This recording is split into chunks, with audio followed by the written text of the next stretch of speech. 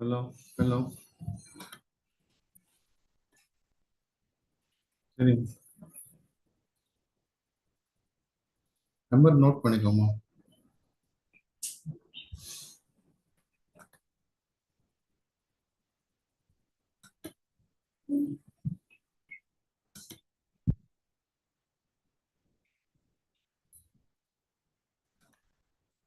Uh, 9789890536 Jayashree.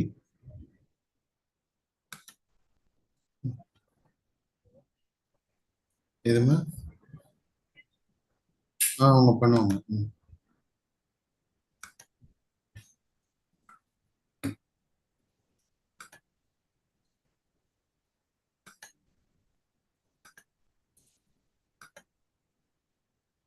Hello.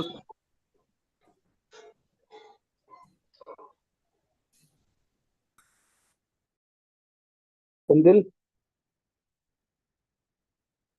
Hi, Effect. Namaskar, sir. Kapil sir, good evening, sir. Good evening, Ganesh ji. How are you? Fine, sir. Fine, sir. After all, you brought me. We will start exactly at 4 o'clock, sir. No, I am saying that ultimately you have brought me to the place in the virtual mode. My voice and video is okay, sir? Yeah, fine, sir. Fine, sir. Okay, great, sir. Great. Thank you. I think I should join this earphone or should I go like this only?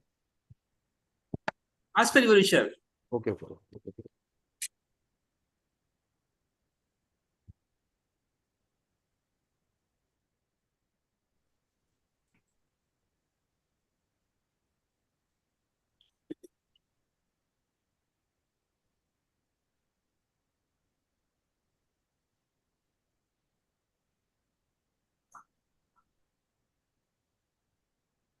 Ganesh sir, shall we commence? 4 o'clock. Okay.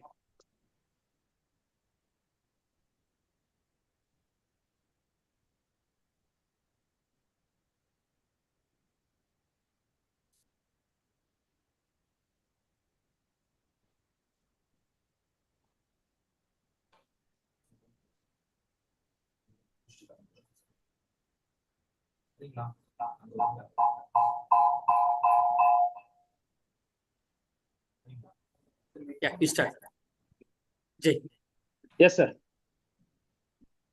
Good evening to all. On behalf of Kumbhakonam branch, I invite you all for the online seminar on 360 degree of analysis of section 68, 69, 69A and 115 BBE. And it is really a great pleasure in having Dr. Kapil Goyal as our speaker today. And this seminar is being jointly hosted by Kumbhakonam branch, Trichy, Salem and Pondicherry, and I would now request our chairman, Kumbhakonam chairman, CAG Ganesh, to give a welcome address.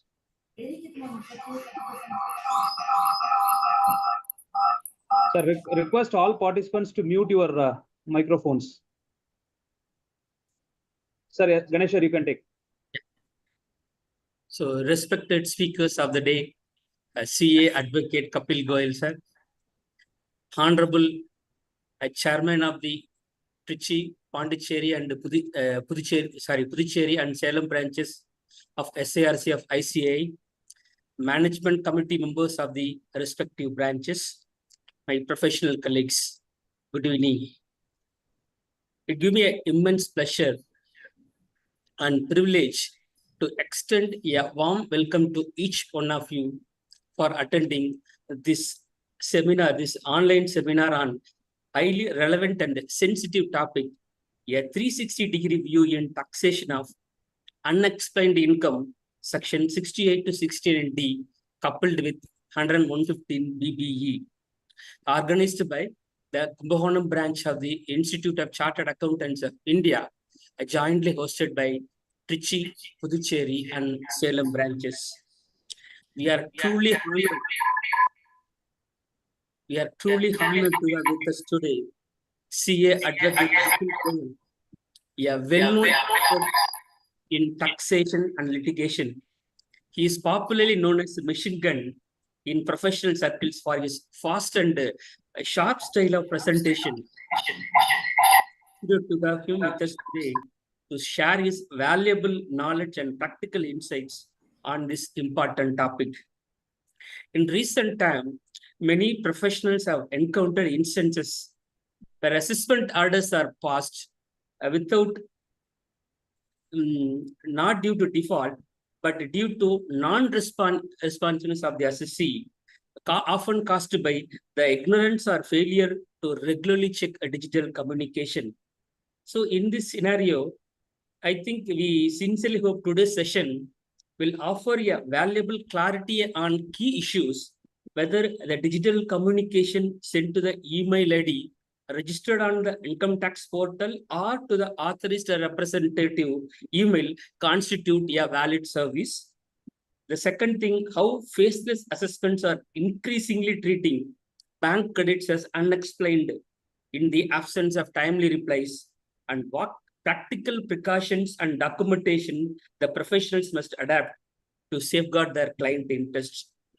So as we begin the session, I kindly request all the participants to switch on the video if possible and keep their microphones muted until Kapil sir finishes his technical session. So after that, depending upon the time availability, there will be a detailed question and answer session.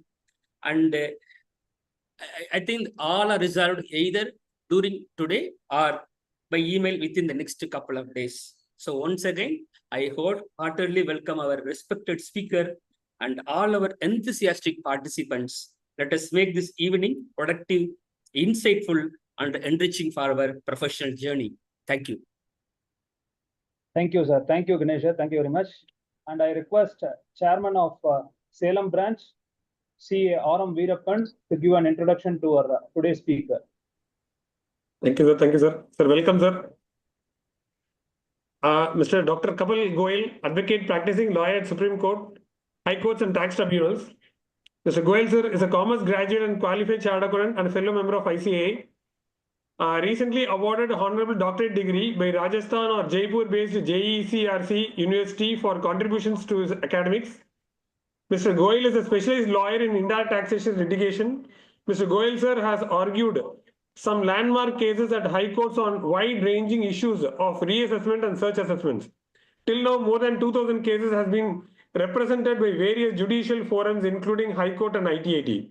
Further, he has addressed more than 2,000 seminars across the country and more than 200 webinars at various ICAI platforms. Mr. Goyal, sir, keeps special interest in constitutional studies and keeps interest in how Constitution of India could be used as a CA in day-to-day regulatory or representation practices before taxes or other authorities. Mr. Goyal, sir, has authored various papers on various tax, direct taxes and constitution interplay, etc. Issues widely circulated amongst tax professionals.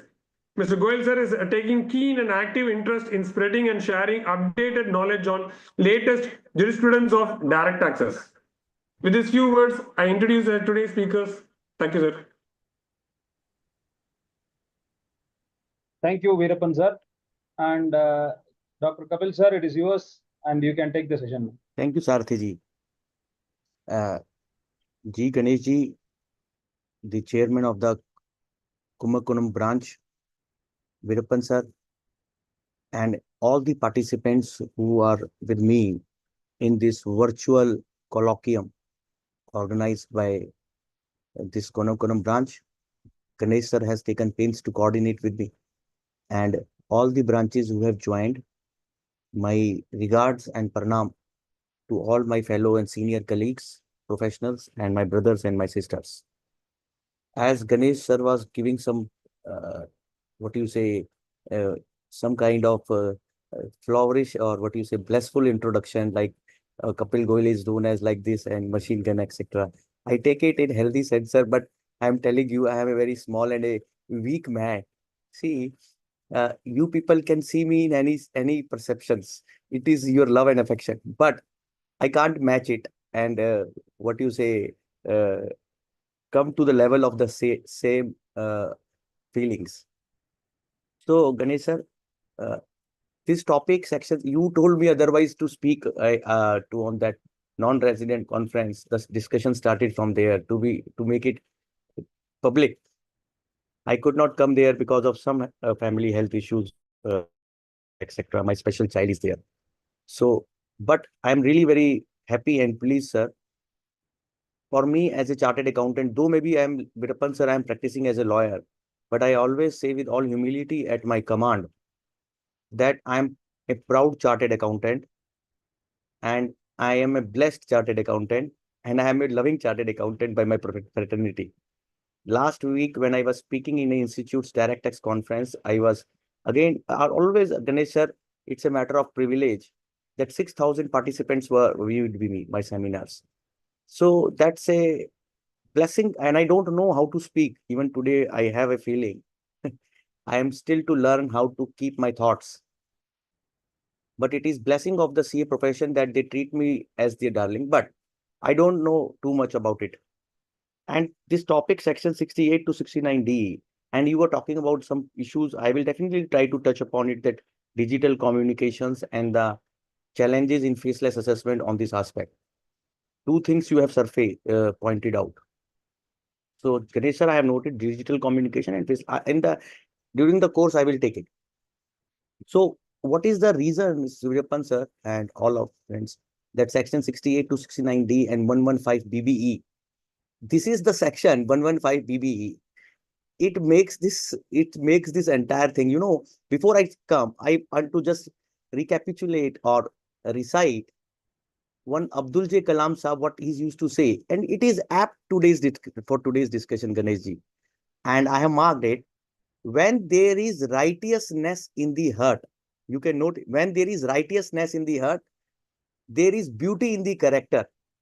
When there is beauty in the character, there is harmony in the home. When there is harmony in the home, there is order in the nation.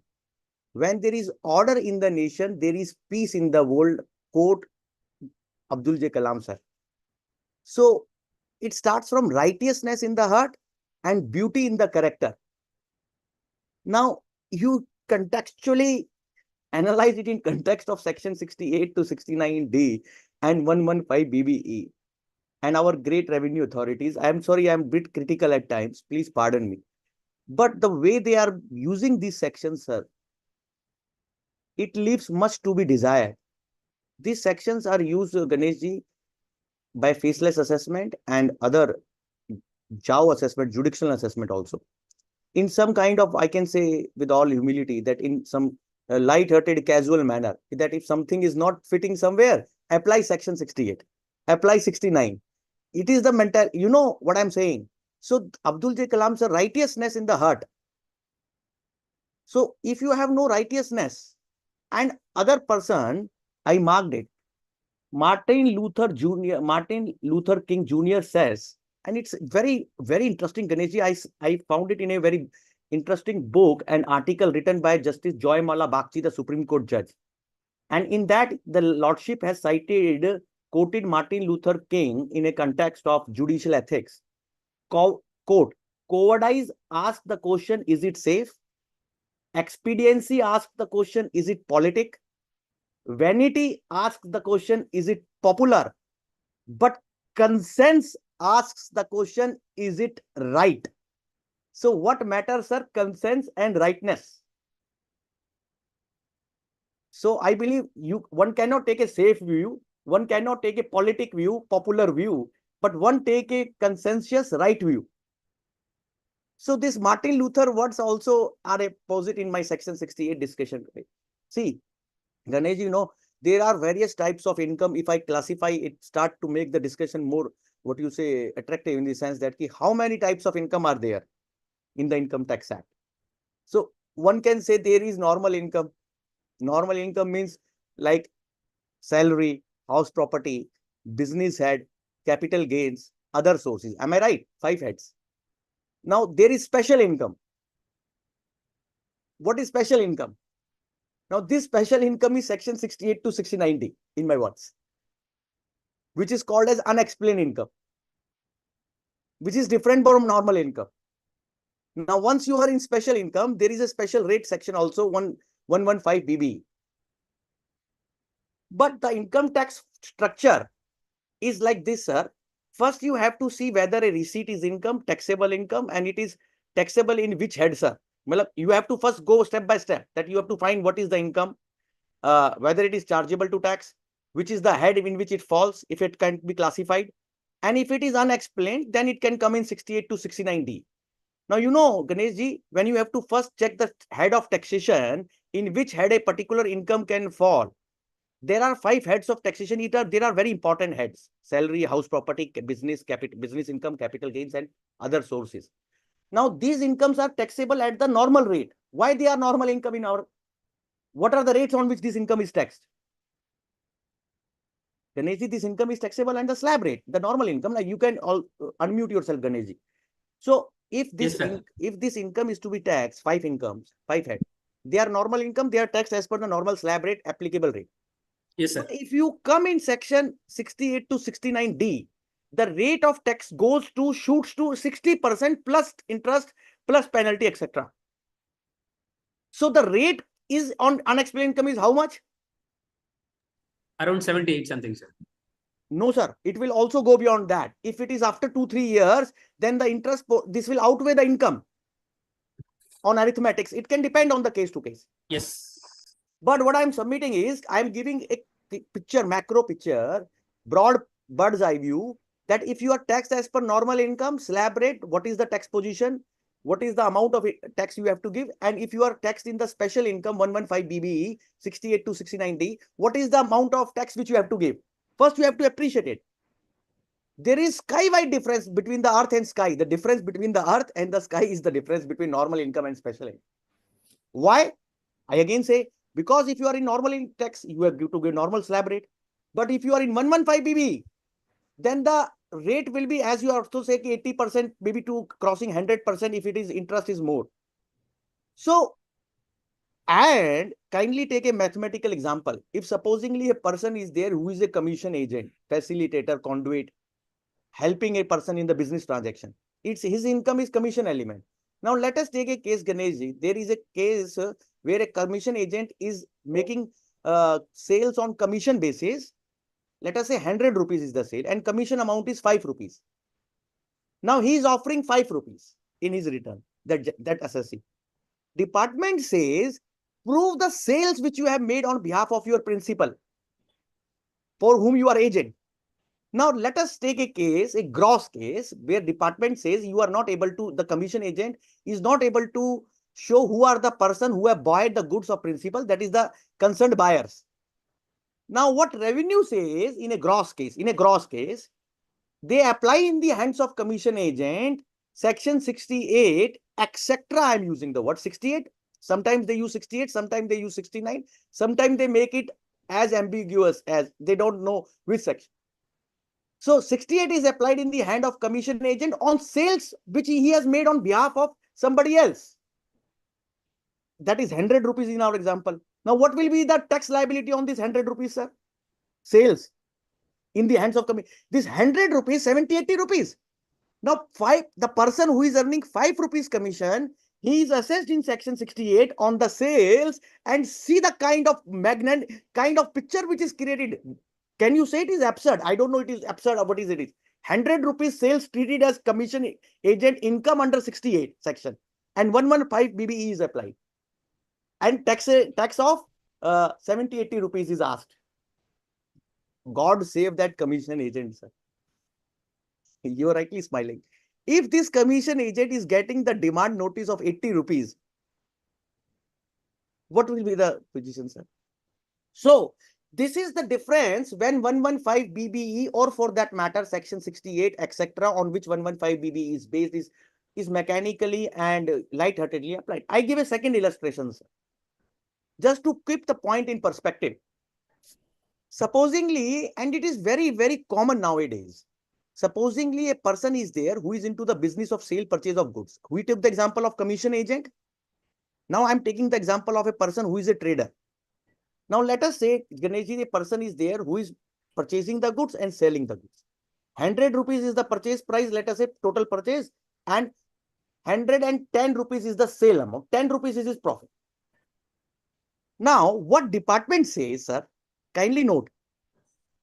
First, at times they are now attacking purchase side. Purchase side means 100 rupees purchase in the hand of the trader, whether it is genuine purchase or whether it is bogus purchase according to revenue. Now, if revenue says, let us say, for the sake, for sake of case study, this 100 rupees purchase in the hand of this trader is a bogus purchase. Which is the section in which this addition will be made in the hands of trader? Tell me, sir. Speaking on first principles, which provision of the Income Tax Act business head will be applied in hands of trader to disallow these purchases? Section 37. And addition will be made in business income. And enhanced income will be business income. That should be, if at all, this should be done. Now, take a case where department is not applying section 37. Department is not making addition in the business income. What they are doing now, conveniently, just to make landing, parachute landing at 115 BB. I'm using the word parachute landing. Because why they are making parachute landing at 115 BB? It's a missile. You know, missile term is now used. It is 115 BB is not less than a missile or rocket. If department now applies, let us say in this bogus purchase allegation case, instead of section 37, they apply section 69 capital C. Note it. 69C is an unexplained expenditure. It can be applied otherwise if there is a unaccounted expenditure which has no source outside the books. But department, to just come to 115 BBE, now applying section 69 capital C to the recorded accounted purchases, which they are saying as bogus purchase and not applying 37. What is happening now, sir? In our example, 100 rupees is the purchase price, 110 is the sale price, 10 is the profit. Okay. 100 rupees now not added in section 37, but added in section 69C. Sir, what will be the amount of tax liability? 70-80 rupees again. Now that person is earning only 10 rupees. He should be added in business head and his income is shown as per trade practice, but department is making a tax liability of 80 rupees by disallowing entire purchase in 69C and applying 115 BBE. Can you say that entire purchase can be disallowed in 69C and applied 115 BB? This is the way. Or in other words, can this section 68 to 69D, I am putting a point in perspective, can this section of unexplained income be applied to normal trading transactions, sir, which are recorded in my book, sir? And then 115 BB draconian and drastic provision can be applied like this, which they are doing. Is it anywhere near to the taxable liability tax income which he's earned? Trader has earned 10 rupees, but you have made addition of 100 rupees in 69C and demand computed under 115 BBE. Third example, sir. I have told commission agent case, I have told trader case, purchases added and 69C 115 BBE applied. Take a third illustration. Supposingly in this trader case only, they are now applying 68 to the sales side, not purchase side. As a chartered accountant, you understand the difference between the purchase side and the sales side. Now, department says, sir, the person to whom you have made the sales, possibly when you make the sales, na, sir, and when there is some GST information of fake invoice, and there is some information, department believes it's a fake invoicing, billing case, then department applies these sections nowadays normally. Purchase also, they are applying 69C in many cases, and sales, what Ganeshji they are doing, sales which you have already credited in the books, offered in the P&L account, part of your P&L account, audited P&L account, they are applying section 68 to the recorded sales also. What will happen, sir, now if section 68 is applied to sales in our example, which we have taken, 110 rupees pay on 110 rupees. If you apply 115 BBE rate, what will be the tax liability, sir? Can you add entire gross receipt in section 68 read with 115 BB? That is the moot point. Is it the way income tax can be assessed? Is it anywhere near to justified, fair and legal assessment norm? I am asking this question to myself. Is it anywhere near to the norm of fair assessment and just assessment, sir? Is it anywhere near to the concept of capacity to pay, which Kautilya said in Arthashastra? Is it anywhere near to the income tax concept of what you say, but income tax should be levied on the income which assessee has really earned, real income, not hypothetical income. And income should be taxed, not gross receipts should be taxed. But you are knowing, I have given some introduction. Why? To just give the background. That background check, that section 68 to 69D read with 115 BBE is mechanically applied to shoot up the demand.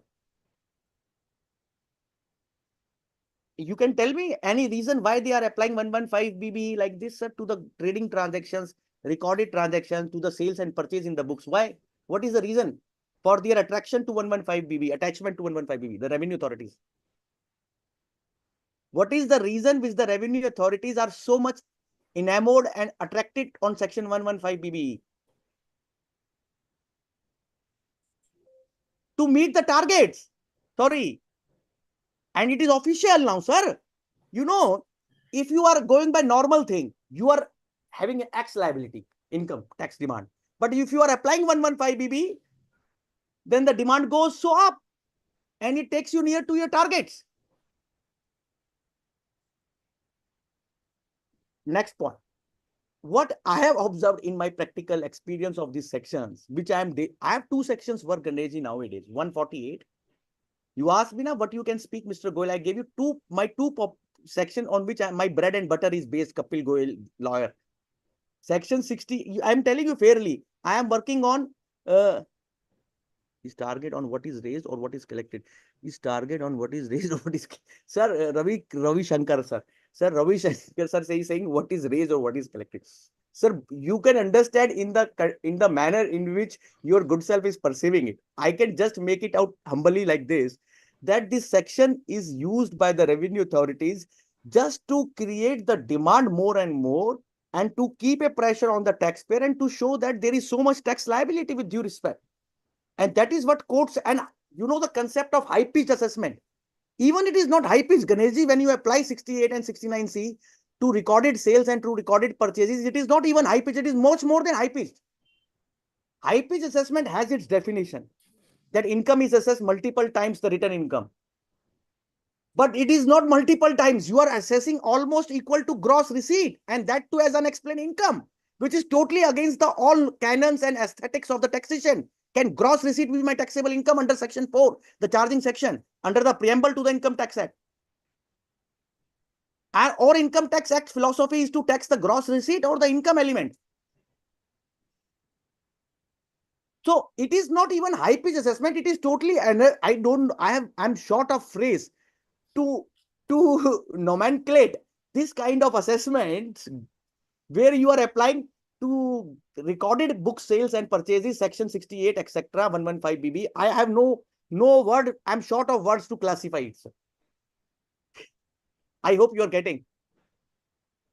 So I was telling, sir, I have two sections, Ganeshji, now I'm working on practically, essentially. Kapil Goyal economic working as a lawyer is based on two sections. It's not a secret. It's a point which is clear to my friends. 148 and section 68. Why? Because beggar cannot be chooser. I am given the work to fight on section 148 cases and 68 cases. What I will do, I will do that. But the reason to find out here by learned people is, learned mind is, erudite mind is, what is the reason that Kapil Goyal or many lawyers or the courts are flooded with the litigation on these two sections? Section 148 and 68 and 115 BBE. The reason is not far to find, sir. Income tax assessment should go in a logical sense. As I told, that first you should see whether it is a normal income, then you should see whether it is special income, then you should come to 115 BBE, Ganeshji. But what they are doing, they are going in reverse manner. You know reverse manner? First they say that this income is 115 BBE income, then they apply the law in back manner. You know back manner. Can you apply section 115 BBE straight away without first checking whether it is normal head income or it is special income or it is unexplained income?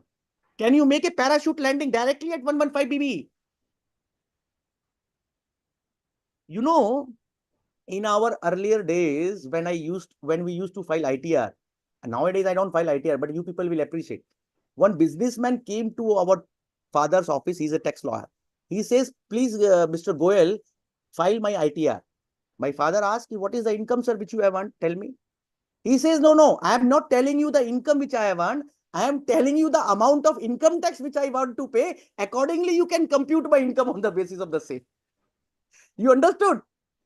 Businessman is not telling the income amount. He's saying that I am giving you the tax amount, lawyer sahab. Please compute my income according to the tax backward manner. What income tax department is now doing, they are first applying 115 BBE, then they are deciding whether it is 68, whether it is 6090, and at the end, they are seeing whether it is normal income. Can it happen like back manner? See, what is the sequence of the law? And that is what I'm debating. Sequence of the law is, first you have to see whether a receipt is income. Then whether this income is falling in which 5 head, normal income. Then you can come to at third step, the special income point, 68 to 6090, and then fourth, rate of 115 BB. Can you start with 115 BB? That is not the chronology and the sequence of the Income Tax Act, sir. Sorry. But why they are happening in back manner, that is what I was telling you, just to flare up the demands and create some kind of, what you say, the pressure on the taxpayer that they can come and pay this kind of demands. And I don't know what is happening, sir. But I am very afraid, Ganesh bhai. You remember when, just I will give a brief history of 115 BB. Many may be new, many may be aware about it, but many may not be. You can note, this 115 BBE was born in 2012 when Pranab Mukherjee Saab was the finance minister of our country, late Pranab Mukherjee Saab. Now, you know, Ganesh bhai, when this section 115 BBE was enacted in the Income Tax Act, the rate of tax in 115 BBE was 30%, 30. And the memorandum explaining provision of Finance Bill 2012 gives the legislative intention why this section was brought. Some kind of anti-money laundering provision to detect unaccounted money.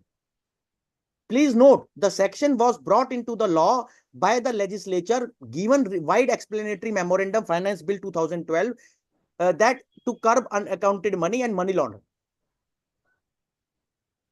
2016, when demonetization was announced by Honorable Prime Minister in November, this rate of 30% was doubled to 60% by Taxation Amendment Ordinance of 2016. Are you getting? Taxation Amendment Law was brought in 2016 during the course of demonetization, when the rate of 30% was increased from 30% to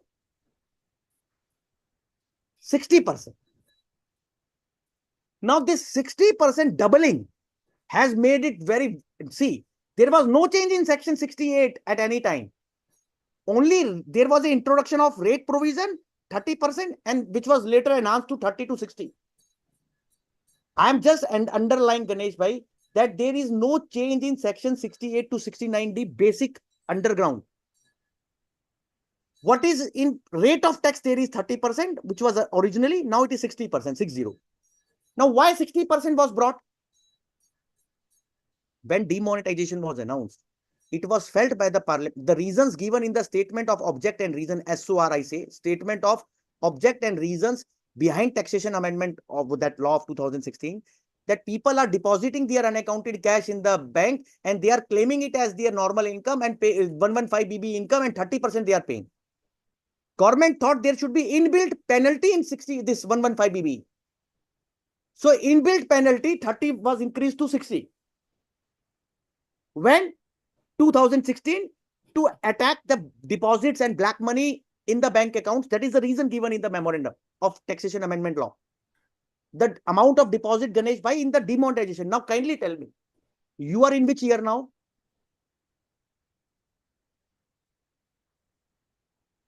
You are in which year, Ganesh ji? 25, sir. 25. Very good, sir. Now, what is the time gap between 2016 and 2025, sir? 9, sir. 9 years. Is demonetization going on today also? No. So reason of 30 to, I'm not saying anything, sorry.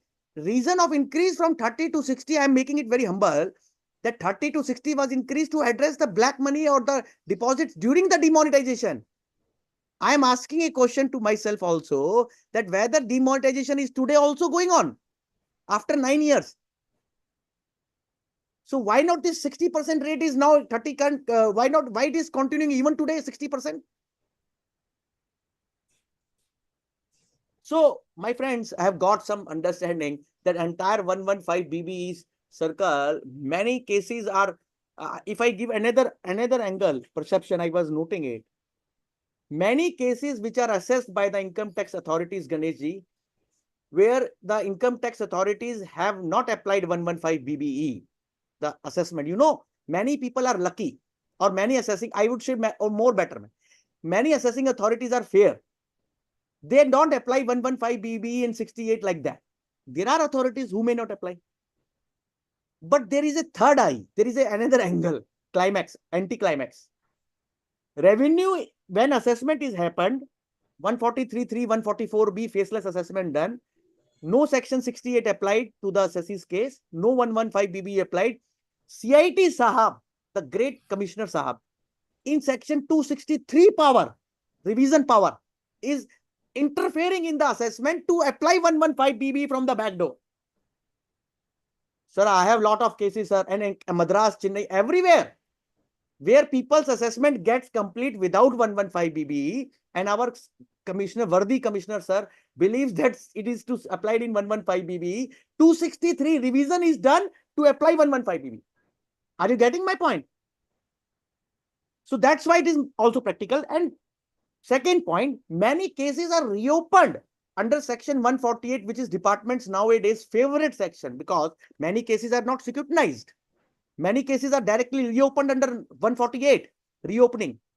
And where the issue of reopening, Ganeshji, is that assessee has offered an income which is assessed at normal rate. It is according to department bogus income or some kind of sham income. It should be assessed under 68.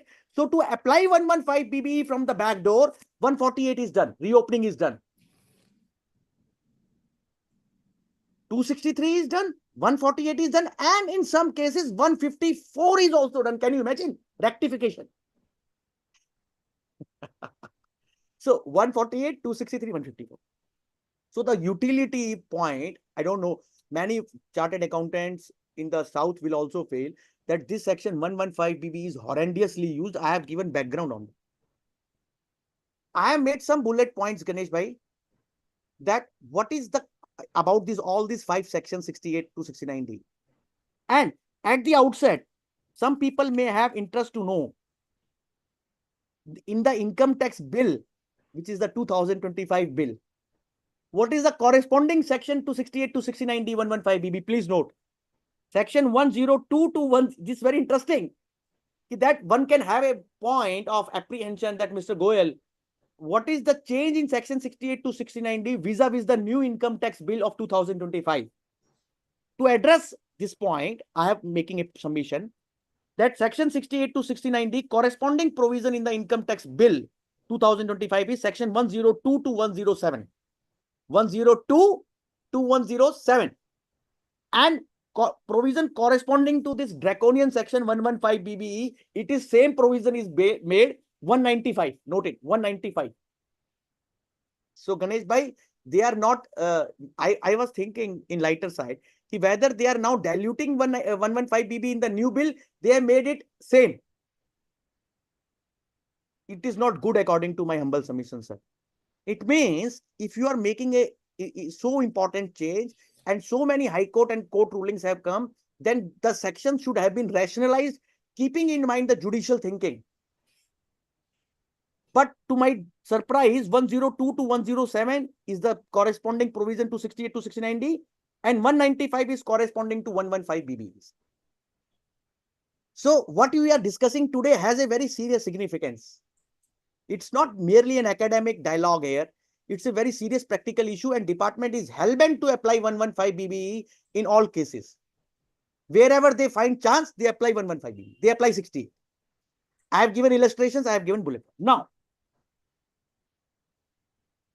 if we go historically, not like that, like Aurangzeb, Mughal Raj, if you go historically, in 1922 law and in 1961 Act when it came, What was the understanding about this unexplained income by the Supreme Court and the Honorable Supreme Court and the courts?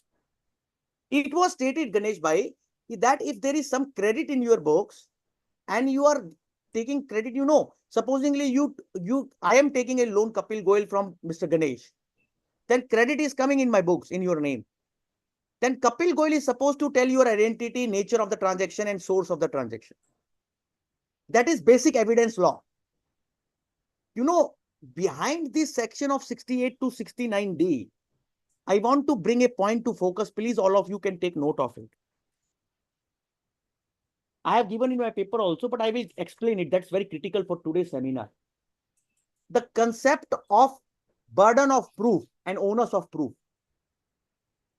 Supposingly, I am Kapil Goyal, I am taking loan from Mr. Ganesh. Then Kapil Goyal knows who is Mr. Ganesh, what is his address, what is his identity, what is the amount from where he has given, etc., etc. So section 68 is manifestation of an evidence rule. Which evidence rule? That the person who has done the transaction, it is in his specific knowledge that who is the person from whom the credit has come. Are you getting? Section 68 is the reflection of the basic principle of the evidence law, that the person in whose books the credit is coming, he is to come forward and give a satisfactory explanation that what is the nature and the source of the transaction. Because this explanation cannot come from revenue. Because the person who has done the transaction is the assessee. It is in his books the credit has come. But I am telling you the general hypothesis or the reasoning why this section is based on philosophically point. I hope you are clear. Now, supposingly, I am taking a loan from you.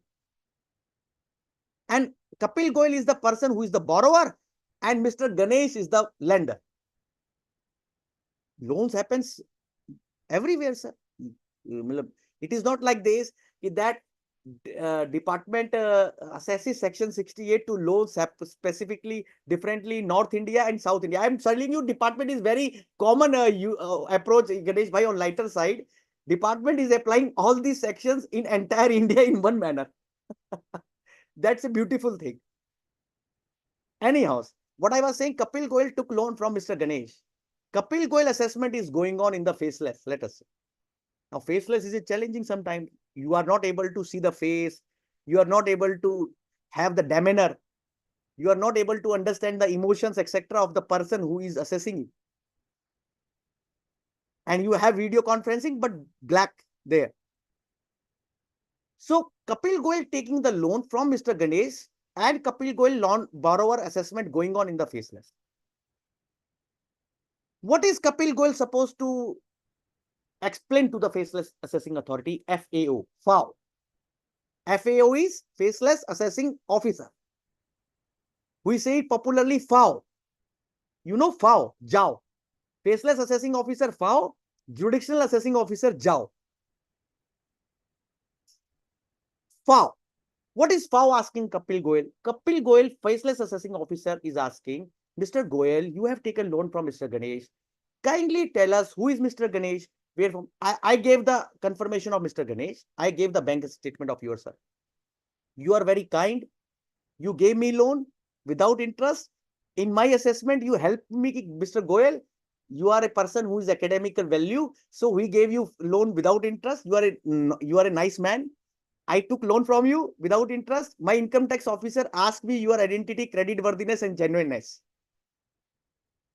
I gave your confirmation, PAN number, address, bank statement, etc. Now, what next?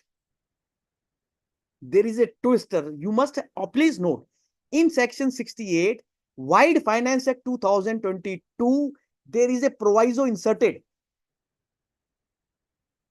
If you open that proviso, it says, sir, I may read it. It says that the borrower Kapil Goyal for lender Mr. Ganesh not only has to prove the nature and source of the transaction, but Kapil Goyal has loan borrower has also to prove to his AO FAO that where from Mr. Ganesh has brought this money. Is it not very interesting, sir? Now, Mr. Ganesh is in a psychologically very angry with Kapil Goyal that Kapil Goyal was helped, but now Kapil Goyal is asking Mr. Ganesh, you please tell me from where you have got this money. What will be the emotion of Mr. Ganesh towards Kapil Goyal? He will say, return my money, Mr. Goyal. Don't ask me this kind of questions or harsh points or illegitimate points. But sir, the dichotomy and irony is this, Ganesh Bhai, I don't know any constitutional validity petition being filed to test this very dangerous situation. You know, please note section 68 proviso added by Finance Act 2022 with effect from assessment year 23-24, where the borrower is put under an onus, I will say impossible kind of an onus or very difficult onus, challenging onus to even prove the source of source. Are you getting my point? And if Kapil Goyal is not able to prove where from Mr. Ganesh has brought the money, addition will happen in which section, in hands of whom? If Kapil Goyal is not able to prove the source from where you have got the money, sir, in whose hand addition will take place? Your hands only, sir. Sir, you are great man, sir. Kapil Goyal will be punished. Now, Kapil Goyal will be punished under which section? Punishment will be under what provision? 68 read with 115 PBE, sir. The amount of loan will be equal to my tax liability now. Now, my third point on this. You have noted all these things which I am telling you. I believe all are noting. Take a third point in this case study. Supposingly, Kapil Goyal, before my assessment in the faceless happening, because there is a time gap in the financial year and in the assessment, sir.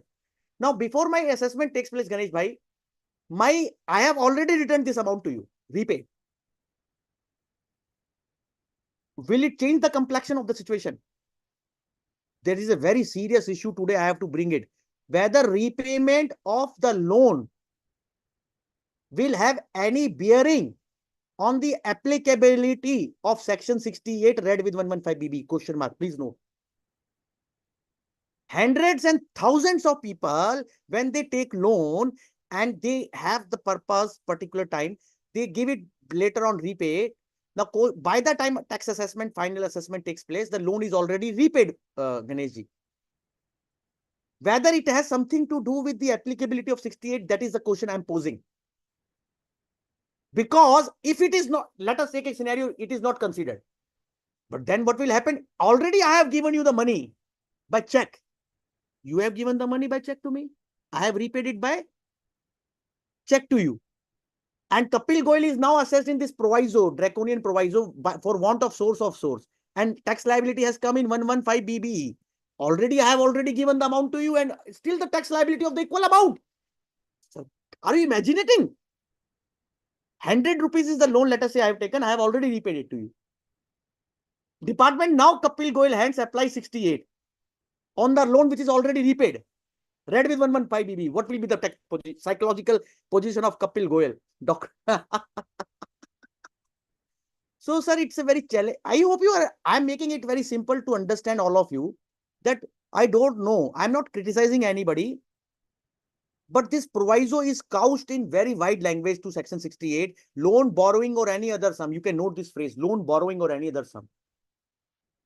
And the onus is of the borrower to come forward with the source of lender. And if it is not proved, then borrower will be saddled with the tax liability, foisted with the tax liability under section 68, read with draconian and drastic tax liability under 115 BB. Coming to my point of loan repayment, sir. I have circulated a note to you. You will give to the participants. Ganesh Bhai, this is where the judges comes and judiciary comes. You know, I was reading, I will just make it, just to make it interesting. Justice B.V. Nagaratna is the judge from the South. Now she's a ladyship, is the Supreme Court judge, B.V. Nagaratna. And she's a tax judge also. She's heading the tax bench in one of the, some tax cases goes to Supreme Court before Justice Nagaratna. I was reading an article written by Justice Nagaratna, madam. And in that article, she has cited her ladyship, one judge of Supreme Court, sir, Chief Justice of Supreme Court of United States, Chief Justice Warren Burger, to quote him And it is very interesting, Ganesh Bhai. Before I come to the point that how loan repayment helps, I just make it a point. Justice Nagaratna cites Chief Justice Warren Burger, and I'm telling you, it is applicable across India to various judges and to various income tax faceless appellate authorities and to all the appellate authorities. Quote, the notion that most people want black-robed judges, well-dressed lawyers, and fine-paneled courtrooms as the setting to resolve their dispute is not correct. Burger sir says that people want black-robed judges, well-dressed lawyers, and fine-paneled courtrooms for resolution of their dispute is not right. Now, what people want? People with the problems, like people with the pain, want relief, sir. Relief. R-E-L-I-E-F. People with the problem, like people with the pain, want relief, and they want it as quickly as and inexpensively as possible, sir. I pray to God that these words comes true today, sir. But it's sorry to say, it is not happening. Justice Nagaratna has very rightly cited Barenberger that people with the pain, like people with the problem, want relief for their problems and as inexpensively and as expeditious as possible. But coming to 115 BB 68 loan repayment. Sir, Ganesh Bhai, tell me, can this aspect of loan repayment be viewed from this angle that ultimately income tax is to be assessed on real income theory? I am bringing the concept of real income theory into the picture now. What is real income theory, sir? How it is developed? How it is evolved? Just summarily, I'm telling, Section 4, charging section of the Income Tax Act, and the other provisions which follows it, the 5 heads, etc. There has been very detailed jurisprudence on this point, that especially in business head and other sources, because there the expenditure are to be allowed. Capital gains I keep separate. This house property salary I keep it separate because there is some set income salary, etc. You know. But business head and Ganesh Bhai and these other sources, the Supreme Court, Honorable Supreme Court is very clear, right from 46 ITR 144, sir, and to till today, that attempt should be made to tax the people on the real income theory. Now, what is real income theory? That person has earned some income. Now, supposingly, can you say that Kapil Goyal, who has taken the loan from Mr. Ganesh, which loan is repaid, then it is unexplained income in my hands when it is already repaid? Tell me, sir. No, sir. So, there are some judgments, very landmark judgments coming from Delhi ITAT and Gujarat High Court and Bombay High Court. Sir, I have given in my cap this route. I'm not boring you with that. But the pointed discussion, sir, that if the loan is repaid, Section 68 cannot be applied at all. The latest decision of the accountant member, Mr. Delhi bench, authored by accountant member Mr. Rahman, S. Refer Rahman, and the case is Delhi bench of ITT in Real Inner Spring Technologies Private Limited versus ACIT, 27th March 2025. And this is a very interesting accountant's view, Ganesh Bhai. Why on loan repayment, Section 68 cannot be applied? I'm reading that paragraph because this is having large implication. The tribunal says, in our considered view, the additions were made only on the basis of alleging that loan taken by the assessee from the above said two companies are entries, accommodation entries, and assessee's own money was routed through these companies with the help of accommodation entry providers. You know, department was saying in Lear Inner Spring case that they have taken entry and it is accommodation entry in the hand of the company. On careful note, the tribunal says the accommodation entries which are taken which will remain in the books of accounts and they will ultimately return off over the period of time. Now, next line, these loans which were normally not repaid. So, tribunal has given an illustration in accountant sense. If a person has taken a loan, department says it is accommodation entry and that amount is already repaid. Then tribunal says it can never be entry. It should be paid. It should remain with the assessee. So the test given by the court, Ganesh Bhai, you all can note that to apply Section 68, that amount should be with the assessee. It should be retained with the assessee. It should be present with the assessee. If it has flown back, gone back in the banking channel, then in my humble opinion, this view is right. Are you getting my point? Why? Because ultimately, if you apply the test of real income theory and if you apply the test of retention of the amount, then this amount is not retained with the assessee. And that is what Honorable Gujarat High Court in another landmark case, in case of Ami Mansukh Lal Parekh on 23rd September 2024. What were the facts in this case? This Parekh Saab took some amount of 3 crore or etc. from some person, and sir, no problem, Dhanaji, this Kalapani, Dhanaji. Sir, if you are repaying it subsequently also, but the interesting point, Dhanaji, you can notice is that if the assessment is taken, so see, there are two situations, Dhanaji. One, your case is assessed in normal mode in 143.3. One, your case is assessed in 148 on the loan amount. Now, if you prior to the assessment taking place, getting reopened, you have repaid it, then you are in a foolproof zone to me, my man. Are you getting my point, sir? If prior to the assessment getting completed, and prior to the case being reopened in 148, Dhanaji, your amount has gone back, then I believe as per this decided cases jurisprudence, you are in safe zone. 68 should not apply to you and 115BB should not haunt you. You may say, we may always see this, Ganesh bhai, this discussion gives with a caveat, asterisk mark. You know, all the products which are sold, there is a asterisk mark, conditions apply. What is that condition apply? Caveat. Caveat is this: ki income tax officer may not agree with this kind of view in their own natural way of working. They say this is court ruling. You go to the ITAT, hire like Kapil Goyal and then fight it out and then get this relief. Let Kapil Goyal become richer. Let Kapil Goyal be loaded with the good litigation cases. Let Kapil Goyal be exhausted and frustrated. Let Kapil Goyal say to Banke Bihari and Lord Krishna and Lord Ram, please don't give me now more 68 and 148 cases. And this is exactly happening, Ganeshji. I'm not saying for jocular saying, but I have answered Dhanaji point. So what I was saying, sir, loan repayment, the test is real income theory, and second is retention money, retention. Are you noting it, sir? So today's one of the very important point we have discussed is repayment aspect, sir. Yes. Now, section 68 to 69D, I have told Ganesh bhai, they are based on one principle of burden of proof. In one case, loan was not repaid, but the lender has filed a case against the assessee. Loan has not been repaid, but what?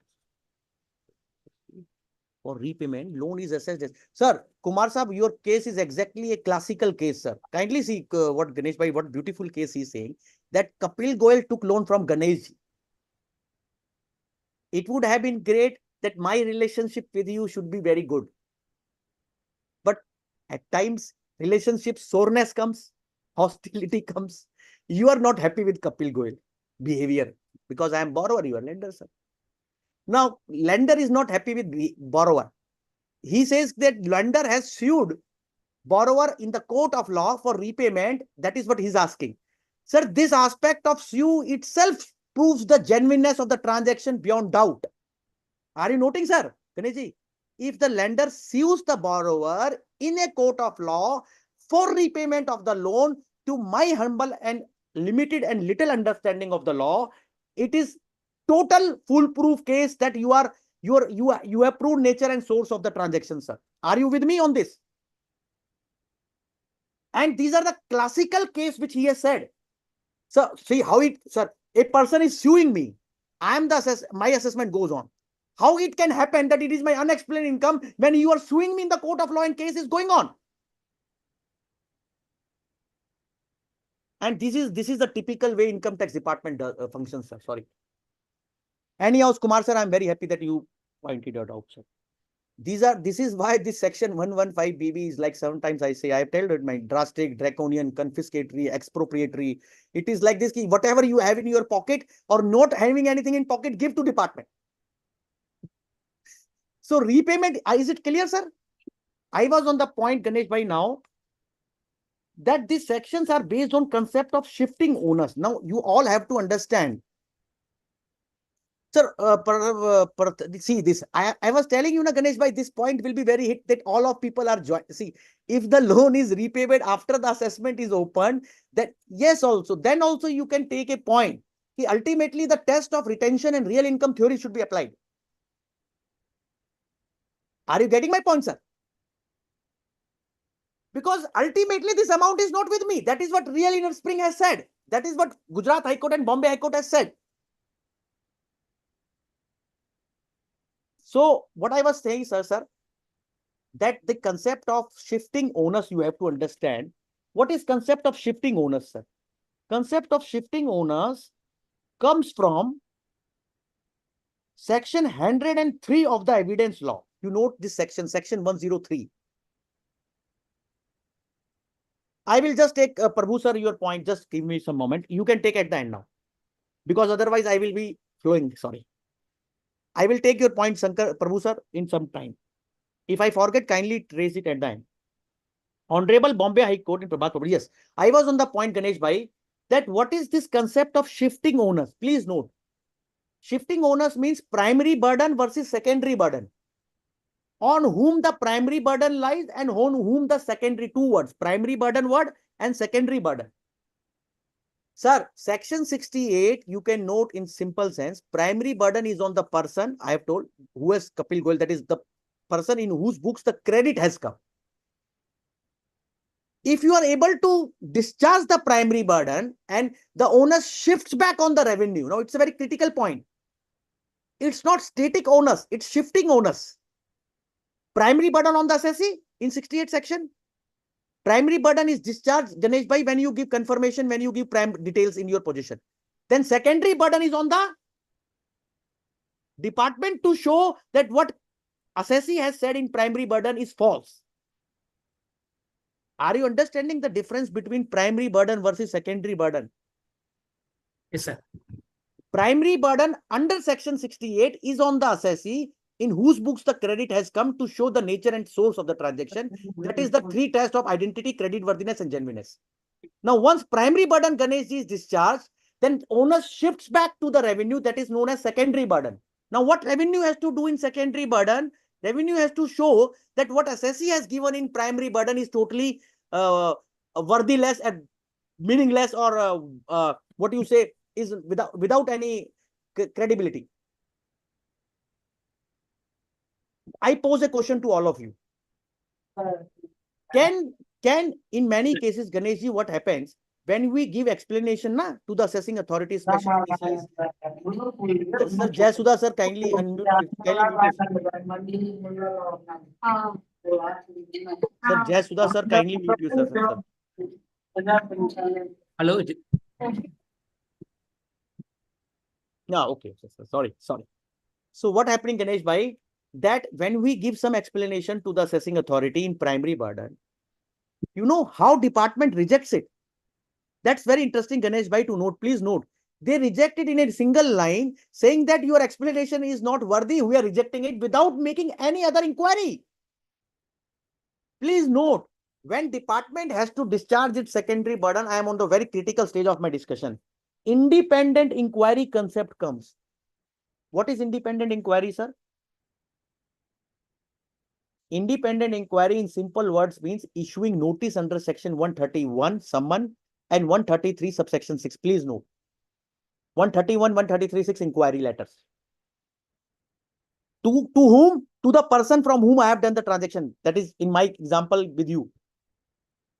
Now, without making independent inquiry, Ganesh Bhai, the secondary burden of revenue cannot be discharged. Are you noting it? So, importance of independent inquiry in the assessment by the AO is of critical and pivotal and paramount importance.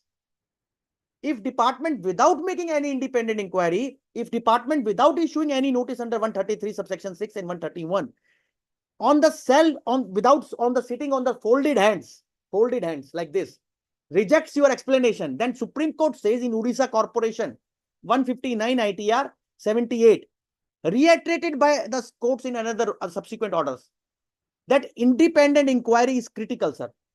So are you understanding primary burden versus secondary burden? Independent inquiry in secondary. The secondary burden, there is another aspect, sir. Application of mind. What is application of mind, sir? You know, as an income tax student or tax law student, many times, sir, we tend to know what is this doctrine of application of mind. It is so hard to understand. Some people ask me, Mr. Goyal, where it is coming from, this application of mind. Let me tell you very, very summarily. Article 14 of the Indian Constitution says that no arbitrary action will be taken by any state or government authority. Where from? Article 14 of Constitution of India. that no arbitrary action will be taken by any authority. And this non-application and application of mind is offshoot of that arbitrariness doctrine coming from Article 14. Are you getting?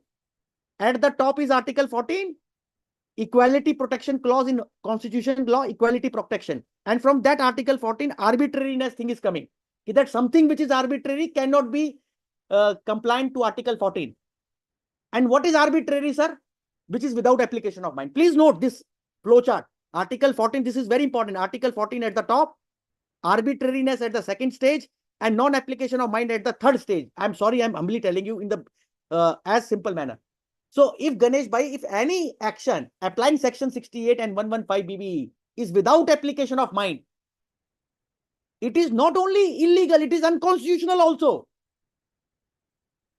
Are you getting? Because it is anything which is arbitrary, oblique without application of mind, it is offending Article 14 of Constitution of India.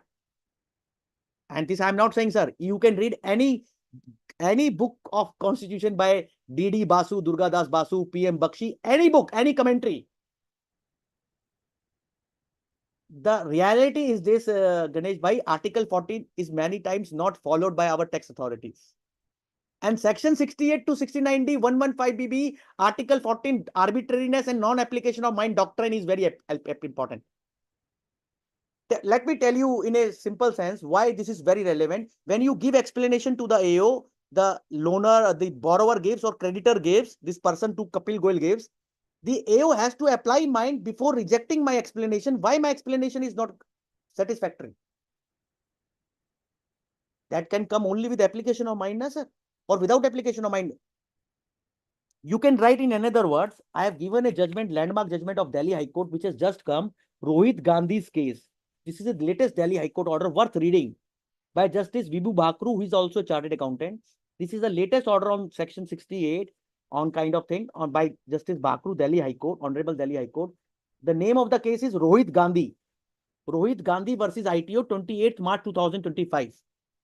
Now, this Delhi High Court decision says, very important for today's discussion, Ganeshji, that any action in this section 68, etc., cannot be based on unfounded surmises.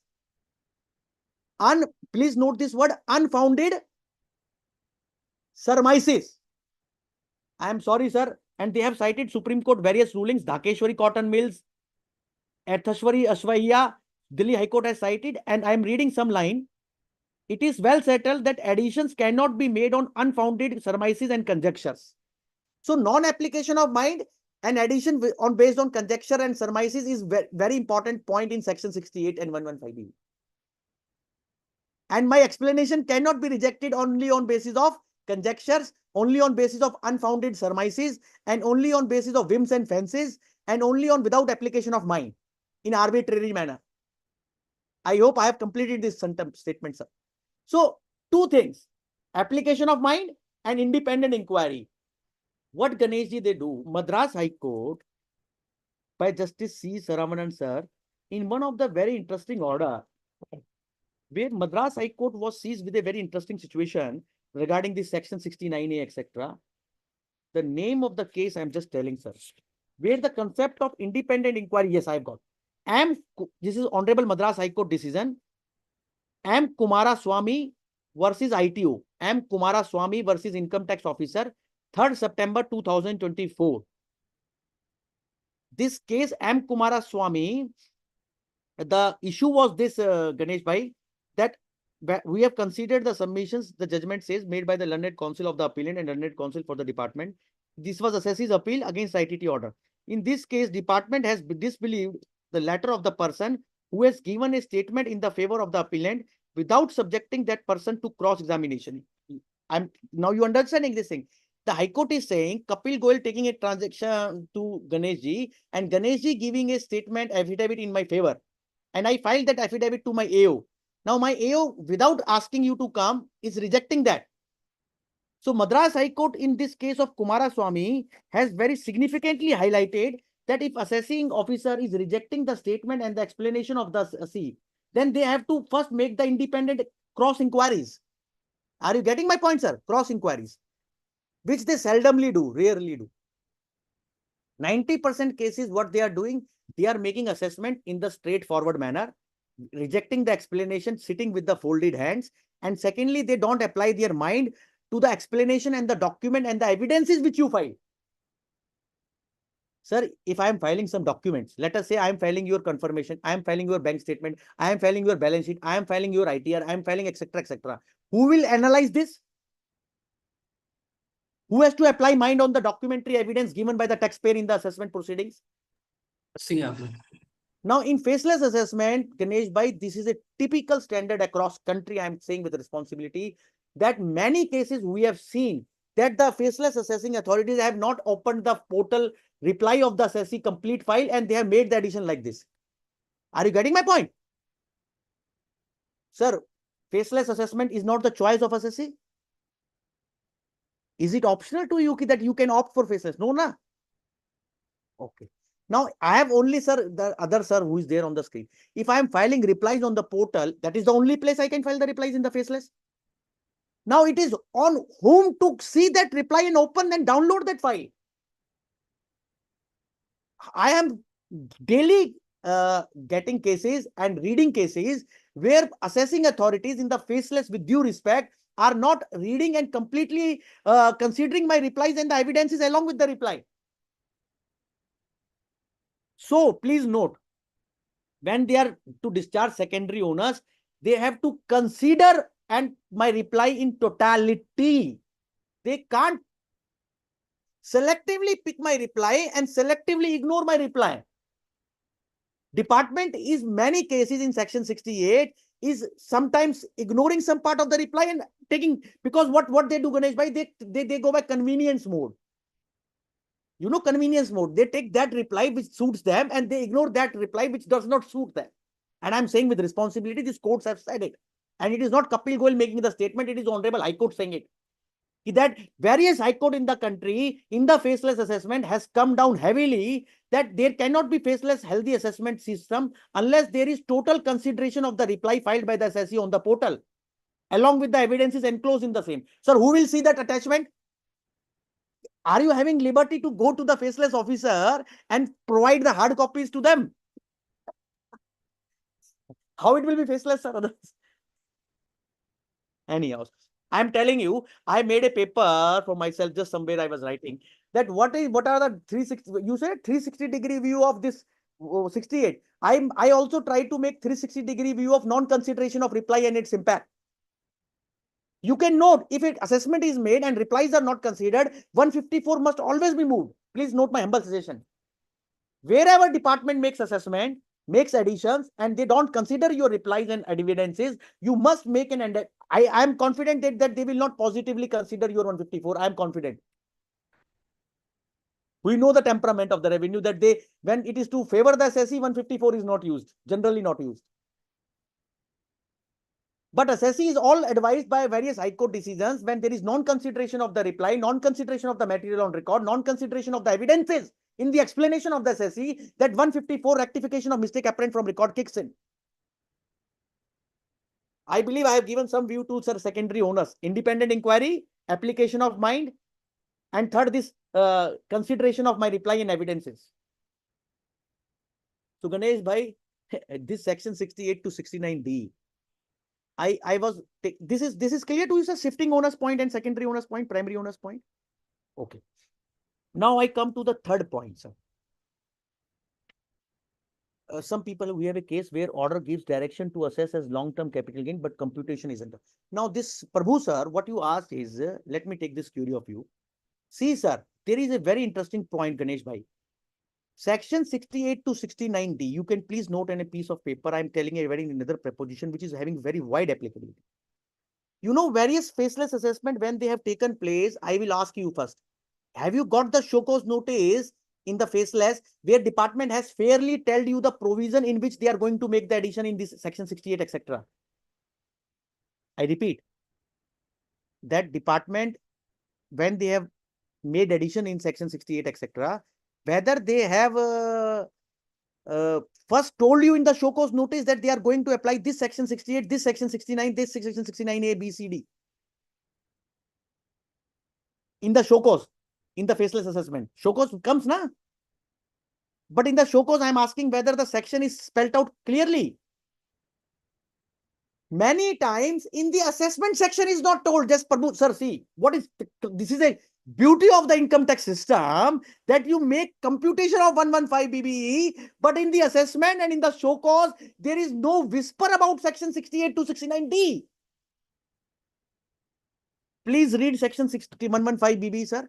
115 BBE cannot be applied until and unless section 68 to 69D are validly invoked in the assessment. Am I there? So without foundation, valid foundation of section 68 to 69D being made in the assessment proceedings, demand cannot be raised under 115 BB. This is a gross case and classical case of non-application of mind. Sorry, I am not saying this. 463 ITR, 469 Jharkhand High Court Pasari casting. 463 ITR, page number 469, Honorable Jharkhand High Court Pasari casting says, Ganesh bhai, this is a landmark order for today's discussion. It says, first it says that section 68 to 69D all are not siblings. They are not interchangeable. Revenue has to be very clear from the inception that whether they are going to go towards 68, 69, 69A, B, C, D. And that should be first made clear in the show cause notice. I am telling you, sir, I have hardly seen department being fair to the taxpayer in show cause notices to tell clearly which section is going to be invoked. And which is a fatal flaw, not an irregularity, which is an illegality. Goes to the root of the matter and strikes at the root of the matter. That is Jharkhand High Court says in Pasari casting 463 ITR 469. Then second step, Ganesh bhai, when they are making the assessment, what is happening in a given case, they gave you show cause of, let us say, 69A. Now 69A is what section? Section 69A, Ganesh ji, is about unexplained money. Section 69, 68 we have discussed. 68.9 is about unexplained investment. 69A is about unexplained money.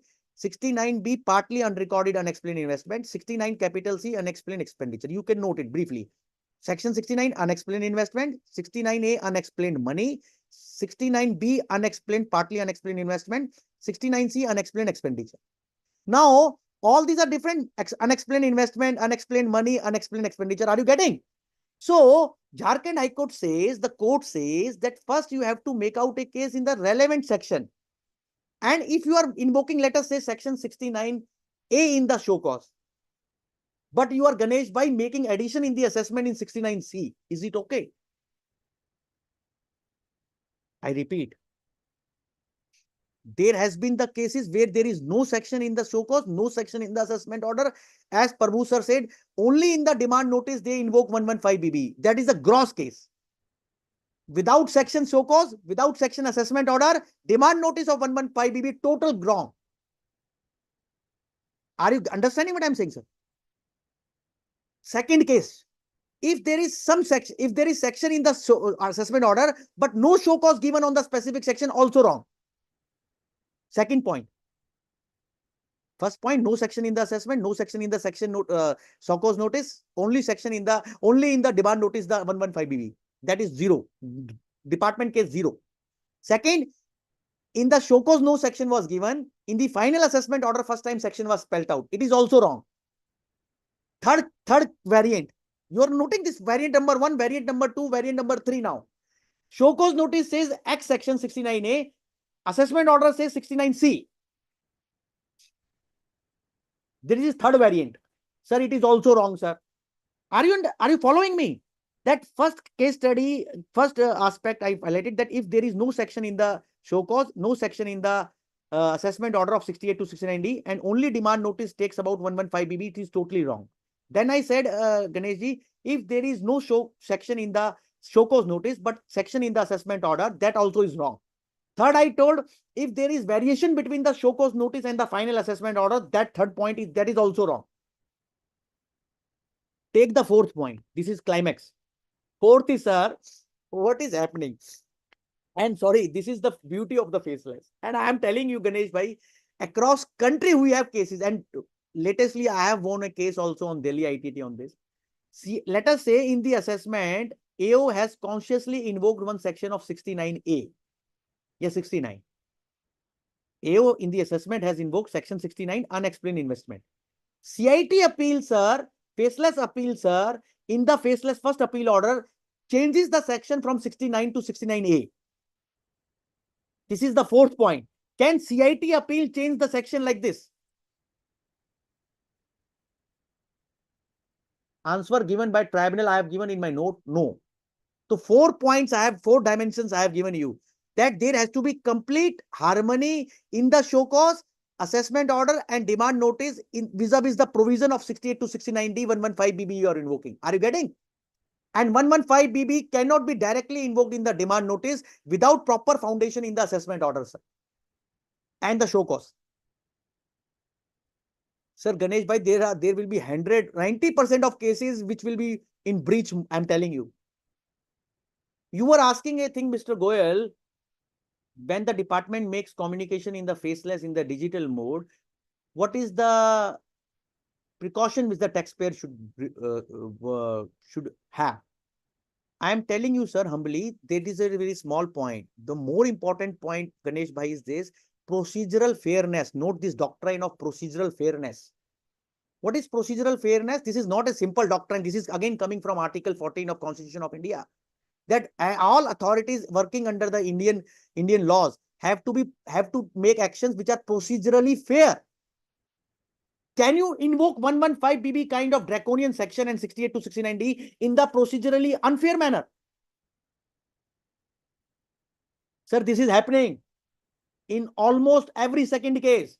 Neither they are giving us proper show cause, nor that assessment order is clear about it. Demand notice tells us the picture, and CIT appeals also make some kind of injury to the injury of the assessee. Are you getting this 360-degree point? You have kept the topic 360-degree view. I have to be faithful to that. So this is this 360-degree view. I don't know any 360 degrees, sir. I don't know 1 degree.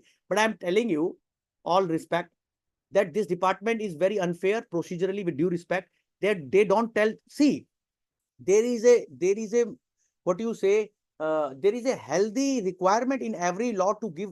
Even in Income Tax Act, courts have told show cause notice in the assessment have to be very, very clear, sir, and pinpointed. Show cause notice. Many cases they give questionnaire. Sometimes they don't give proper questionnaire, sir. Only after questionnaire they make the assessment. Show cause notice is totally not there. That assessment is totally zero, Ganesh bhai. If there is no proper valid SCN, show cause notice in the assessment. In income tax, there is a ruling by Supreme Court of India in this Masoor sale 466 ITR, page number 205. Supreme Court of India in Excise Commissioner versus Masoor sales 466 ITR, 466 ITR 205, Supreme Court of India. 466 ITR 205. Masoor sales. Justice Bhawan is the author. 466 ITR 205. So I was telling this point, this next point after loan repayment, this shifting owners. Third point, this section has to be properly spelled out in the show cause notice. And Jharkhand High Court Pasari casting is the landmark order, which has said all the section 68, 69, 69A, 69B, 69C are based on different jurisdictional facts. Note this point. All these sections have different jurisdictional criteria. You know, Ganesh bhai, when I say these sections have different jurisdictional norm, what I mean? Note, section 68 has the jurisdictional norm of credit in the books. Section 68, Kumar sir, Jharkhand High Court citation is 463 ITR 469. So Ganesh bhai, I was telling section 68, jurisdictional norm, jurisdictional fact, jurisdictional point is credit in the books of the assessee. Some credited in the books of the assessee, some credited for section 68. If there is no credit in your books, there can be no 68. I ask you again, can section 68 credit be applied to sales, which is already in P&L account? Tell me. You know, hundreds and thousands of crores of demand, Ganesh ji, I am saying with respect in the humble academical manner, in demonetization cases of assessment year 17-18, where revenue applied section 68, etc. to the sales, which are already part of my books of accounts. And across country, I have given you 12 orders in my note that of 2025 till date May. That section 68 can never be applied to the sales which is already credited in the P&L account, because this amounts to double taxation. Already you have offered it. Can it be again added? If credit is given in debtors account, will section, sir, no. See, it is like this section 68 is based on the credit. What is the credit meaning? Understand in the accounting sense, sir. Ganesh bhai, credit means supposingly I have taken loan, I have taken share application money, I have taken advance. That can be 68 item. I have taken some, what you say, capital account transaction, which I am not offering in the P&L account. But if I am having a revenue account transaction as a chartered accountant, you understand the difference between capital account transaction and revenue account transaction. If there is revenue account transaction, in my utmost understanding, section 68, etc. can never be applied. That is the settled law by various decisions now. And department is daily applying it. They are not able to differentiate between the capital account transaction and the revenue account transaction. The transaction which is already in P&L account and the transaction which is not in P&L account, can they be treated in the same manner for purpose of section 68 and 115BB? Answer is no, sir. So coming to my point, revenue account and capital account has to be distinguished. And if you are having sales, you have already offered it, 68 cannot be applied, Ganesh bhai. Let me take, so for section 68, let me complete this point, jurisdictional point. Section 68, jurisdictional norm is sum credited in the books. For section 69, what is the jurisdictional norm? Investment which is unexplained. Section 69, jurisdictional criteria is investment made by the assessee in the particular year. And it is unrecorded. If there is recorded investment, 69 can never be applied, sir. Are you getting my point? Supposingly there is cash in hand in your books or bank balance. Can this be added in 69? So answer is no. Section 69 jurisdictional norm is unexplained investment in the books, unexplained investment not forming part of books, not recorded in books. For so 68 credit, the sum credited is the norm. 69 investment, unexplained investment. 69A, please note 69A. 69A is very critical, Ganesh bhai. They have applied madly 69A in very cases. 69A, owner of any money, bullion, jewelry, etc. Note, owner of assessee is found to be the owner of any money, bullion, valuable article. You know, this section 69A has also created havoc in many cases. Department has treated people, various taxpayers, as owner of unexplained money in 69A without understanding what is the meaning of the word owner and without understanding what is the meaning of the word valuable article. Are you noting? 69A cannot be applied unless and until the jurisdictional criteria of owner of, found to be the owner of this valuable article, money, bullion, etc. is satisfied. Supreme Court of India, this is a landmark order, sir. It is like great order of Honorable Supreme Court, assessee friendly order, and one of the best order on section 69A. This is D.N. Singh versus Principal Commissioner of Income Tax. This is more than 100-page order, 100-page order on 69A. Supreme Court, Ganesh bhai, this order of Supreme Court of India on section 69A is more than 100-page. The author of these judgments are two concurring judgments, one by Justice K.M. Joseph and another by Justice Rishikesh Roy. The citation of this D.N. Singh case is 454 ITR 595. 454 ITR, page number 595. Let me summarily tell you what Supreme Court says on section 69A in this case. This case was of a person, Ganesh bhai, very interesting case study. A person was into the business of supplying bitumen, transporter of bitumen. Now, this D.N. Singh is a Patna assessee, Patna Bihar assessee. He was found by the tax authority on some newspaper that this gentleman D.N. Singh is taking, let us say, some quantity of bitumen and supplying less quantity, and some quantity is left with D.N. Singh. Now that hypothetical quantity, which according to revenue, which D.N. Singh has kept with him and short supplied, short transported, is assessed on some value under 69A in income tax. Now, Supreme Court took pains to make a 360-degree view analysis of Section 69A. What is the meaning of the term owner and what is the meaning of the term valuable article? Why? Can a person, let us take a case where you are hiring a transporter and that transporter keeps something with himself according to revenue, short supplies it. Can that short supply of that good be treated as the income in the hand of the person concerned in 69A? Supreme Court in this D.N. Singh case gave the example of thief. You know, thief. A person is a thief and he stole something. Can you treat thief as the owner of that thing? Supreme Court gave this example, Justice Joseph. Section 69A, owner has a very, very, very strict connotation, sir. 69A section, when it uses the word owner, owner has a very defined connotation in the law. So, person who is transporting the bitumen, less supplying, is not the owner of the so-called bitumen left with the assessee. And second point, Ganesh bhai, whether bitumen is a valuable article. Supreme Court analyzed the purpose behind introduction of Section 69A in the Income Tax Act and came to the conclusion that this is not valuable article within the meaning of Section 69A. So, D.N. Singh, Supreme Court ruling 454 ITR 535 on Section 69A is the epochal order. You have any problem of 69A, please consult this decision. My submission is this, that Section 69A cannot be applied on, again, whims and fancies without first understanding what is owner and without first bringing on record. Say, supposingly some cheats is found, loose document is found, loose document.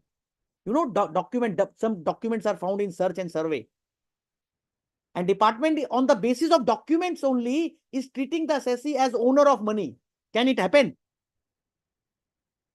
Can on the basis of the scribbling and noting on the document, can you be treated as owner of unexplained money in 69A? D.N. Singh applies? To my mind, answer no, and emphatic no. So 69A has also very strict criteria, sir. Owner of money, bullion, valuable article, jurisdictional point. 69B. 69B applies when there is partly unrecorded investment. It is 69B and 69 are same, almost, all analogous. 69C, Ganesh bhai, is again another provision which is very problematic. 69 capital C. It says if you have incurred an expenditure means you have factually and actually incurred. Can it be assumed that you have incurred expenditure? I'm asking you, sir, Section 69C uses the phrase incurring of the expenditure. So what is the jurisdictional point for Section 69C? Incurrence of expenditure, note it. Jurisdictional point, threshold point for Section 69 capital C is incurrence of an expenditure by the assessee during the period under consideration. Can this expenditure be assumed and presumed? I'm asking you, sir. Let us take a practical point. Kapil Goyal, but you know, nowadays there was something on in South also, you know, there was something in social media, very, very interesting questionnaire by faceless one person circulated widely across country, who asked that what is your living standard, how much you are expending on this and that, wheat, rice, etc. Are you getting that, sir?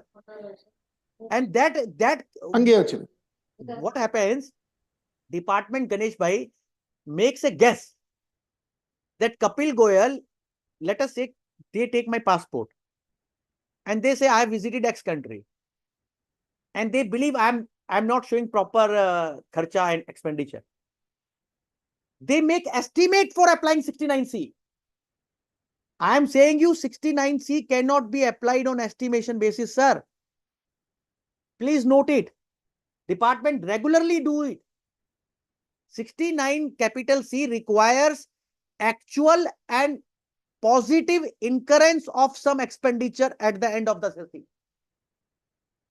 It cannot be assumed, it cannot be presumed, it cannot be estimated, it cannot be hypothesized. Are you getting my point, sir? And Section 69 capital C cannot be applied to the purchases. Please note this preposition. Purchase which is forming part of my recorded books of accounts can never be assessed under Section 69 capital C, sir. This is a very serious issue, Ganesh Bhai, across country. On GST fake invoice inputs, income tax authorities, I started in the beginning also. 69C 115 BBE is very mechanically applied in alleged bogus purchases case to my recorded and accounted purchases. The law which is settled by various high courts, major high courts, Gujarat, Delhi, etc., that 69C requires an expenditure which is incurred and which is outside the books. Note it, outside the books. That is unaccounted expenditure, out of books expenditure, clandestine expenditure. Are you getting it? If purchases is recorded in my books, expenditure is recorded in my books, then 69 capital C is out of question. I'm sorry, sir, all these things are happening.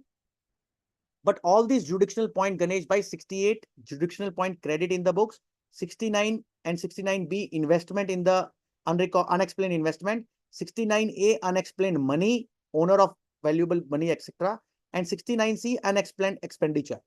So all have different jurisdictional criteria. You can't mix them. You know, on a lighter side, what income tax department is doing in many assessments we have seen, they have stated section 68 to 69D as the case may be. Section 68 to 69D as the case may be. Can this kind of thing work on? Is it by any standard of reasoning can be called as reasoning worth it? How can you say 68 to 69D, whatever you can understand, as the case may be? And sometimes they use 68/69/ like this. You know all these things, variants. I have already told you, sir, this is all mechanical without application of mind. Let me take some case study now, very interesting case study, Ganesh Bhai, and which is very practical and across country this issue is coming. I'm taking 5th, 6th bullet point. Let us say Kapil Goyal is a earner of professional income or some income, let us say from commodity market, future and options. Let us say future and option is a very interesting thing. Kapil Goyal in the income tax return shows, let us say for the discussion, future and option. I have no future and option income, but I'm saying from them. You have to be careful. Future and option income. Don't know who income tax department interprets one thing. Future and option income. You know, they take any wild surmises. Future and option income, Kapil Goyal. Offered in the income tax return, let us say in the business head or in speculative income, whatever. Now, department two, in their eagerness or in their jealousness, what you say, enviousness, to apply section 68 and 115 BBE, they reclassify and recharacterize income. Ganesh Bhai, please note this issue, recharacterization of the income, which is already offered in a particular head and it is shifted, reclassified from that head to the, let us say I have income offered this future and option income in the business head. Now, department says it is not business head income, Kapil Goyal, it is unexplained, bogus, fictitious income in 68 section. And then they apply 115 BBE as a bouquet. Is it okay? Can revenue recharacterize? This is a very serious issue. Some decision has come from Delhi bench of ITAT in case of Tapesh Tyagi. Tapesh Tyagi. That is a Delhi tribunal order authored by one vice president of the ITAT. That section 68, 69A or for that matter 115 BBE cannot be applied to the income, Ganesh Bhai, which you have already offered for tax in a particular head. What is the underlying logic? That something which you are already offering as income in a particular head cannot be reclassified in the unexplained income in 68, etc. and 115 BBE. Are you noting it? This is a very serious issue. Can credit in capital account offered under other sources? No, sir, I have all systems are all. Sir, this is your name. Please kindly correct your name. I'm not able to see your name properly. Sorry. So, Ganesh Bhai, his name is not clear. So, creditors, if you have offered something in other sources, Tapesh Tyagi case I have cited to you, that it says that it can't be recharacterized. It can't be reclassified. It can't be reshifted to just for sake of 115BE. Are you with me, sir? So, Ganesh Bhai, this was a very important point that can revenue. Let us take another case. If you have offered tuition income, commission income in the computation and the ITR, department can apply that, change the head of that income to 68 and 115 BB? Question mark. Answer is no. Reason is it is already offered and there is no specific enabling thing in the 68 etc. that reshifting can take place. Let me take another practical case study. Supposingly an assessee is there who is filing an income under presumptive head, section 44 AD, popular section, presumptive income, various taxpayers of. Now in Ganesh Bhai, let us take a case, presumptive income 1 crore is the sale shown. And 10 lakh, what is the rate, minimum rate? 8%, na? I'm right, 8% is the rate. Presumptive income 44 AD, Ganeshji, the minimum rate is 8%, na? So 1 crore, let us say, is my sales. I offer 8%. Cash 8%, sir. It checks Back- 6%. Yeah. Okay, nice, sir. So let us take the case study. 1 crore is the sale amount and 8 lakh or 10 lakh is the income which I have shown under presumptive income in 44 AD.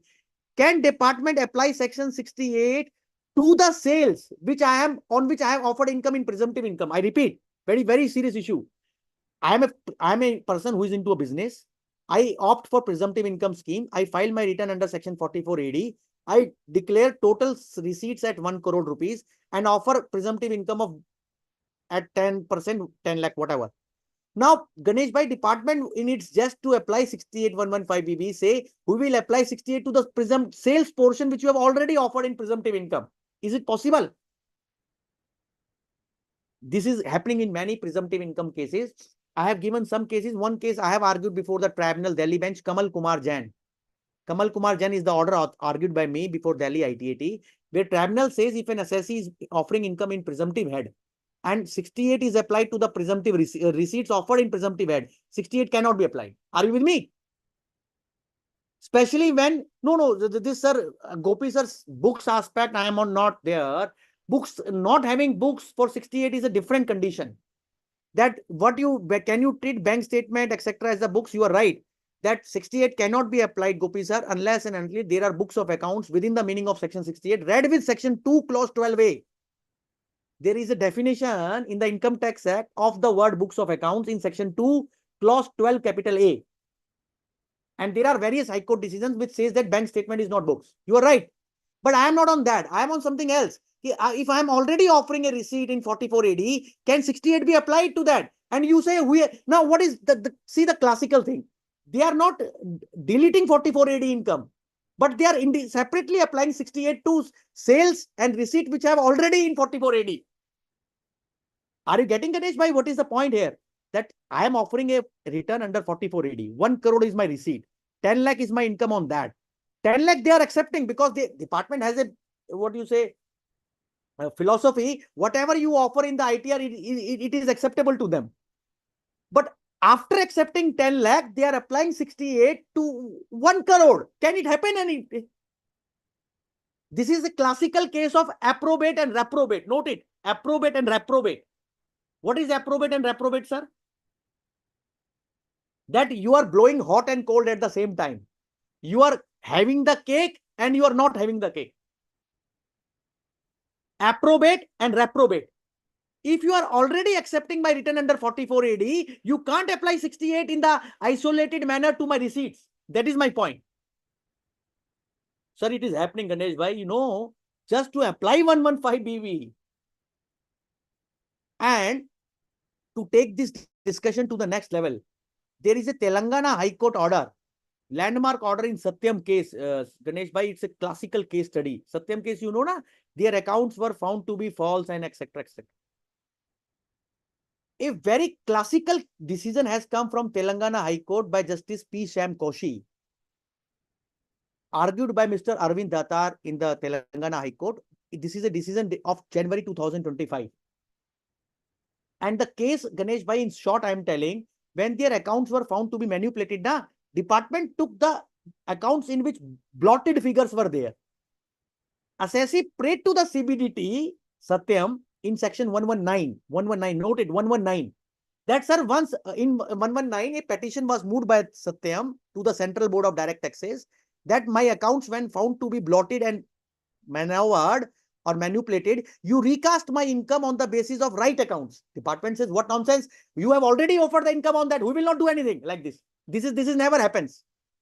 Telangana High Court says direction to the CBDT after applying real income theory, 70-80 page order, that CBDT is directed to recast their accounts on basis of right entries after excluding fictitious entries. Note it point, fictitious entries to be excluded and right income to be computed on real income theory. So Telangana High Court is a classic. I have never even thought that some judgment someday come where the High Court can say to the department, please recompute the income by recasting the accounts of the assessee and after excluding fictitious entries. It's a classical case. Anyhow, I was on the point, Ganesh, by approbate and reprobate. If you are offering an income in a particular head, department applying 44 ED and accepting, then they cannot parallelly and simultaneously and independently apply 68 to my record, this sales aspect. One query somebody is saying, unless the sale amount remains in the background. The firm who let out property and shown house property, is it correct? Or we need to disclose under business? Sir, notation, sir, see, the classification issue between the house property or the business head depends upon in which capacity you are exploiting the property, Ganesh bhai. If you are using the property and letting out the property as a what you say, investor, then it is house property income, independent activity, one of the activity. But if you are into the organized business of letting, then it is business head. There is a Supreme Court ruling in case of Chennai properties. You can note it. Chennai properties is the Supreme Court order by Justice Sikri. The issue of classification of income between house property versus business head, it's a factual issue. You have to see in which capacity assessee has let out its property. So I was on the point of approbate and reprobate. Is it clear, sir? Approbate and reprobate, Ganesh bhai? That department cannot, and this doctrine of approbate and reprobate has a very serious importance in section 68, etc. The department, what do they do now? To explain approbate, reprobate, I am taking another case study. You know, all these assessees who are maintaining the books of accounts. Now I am coming to the issue of significance and importance of books of accounts under section 145. Please note the section 145. 145, subsection 3. Ganeshji, this is a section in the income tax book, income tax law, which says that if assessing officer is not to accept my books, then he has to invoke section 145, subsection 3, and show how my accounts are defective and not correct, not complete, etc. Then he can reject my book results. Only after following the norm of section 145, subsection 3. Sir, I am telling you a very interesting thing now. See, let us take a case where assessee is maintaining regular books. They are audited by a chartered accountant also. Audited. On base of that audited books, Ganesh bhai, they are filing proper P&L account also. Audited accounts, final accounts. And ITR, they are filing on these audited books and audited accounts. Income tax assessment, to cut the long story short, they start my income in the income computation. Please note, this is a very classical case study. In the income tax assessment order, in the income computation paragraph, which they do at the end, they start from my income in the written income. And then apply section 68 and 69A, etc. to the transaction which already are part of my audited P&L account. Can it happen?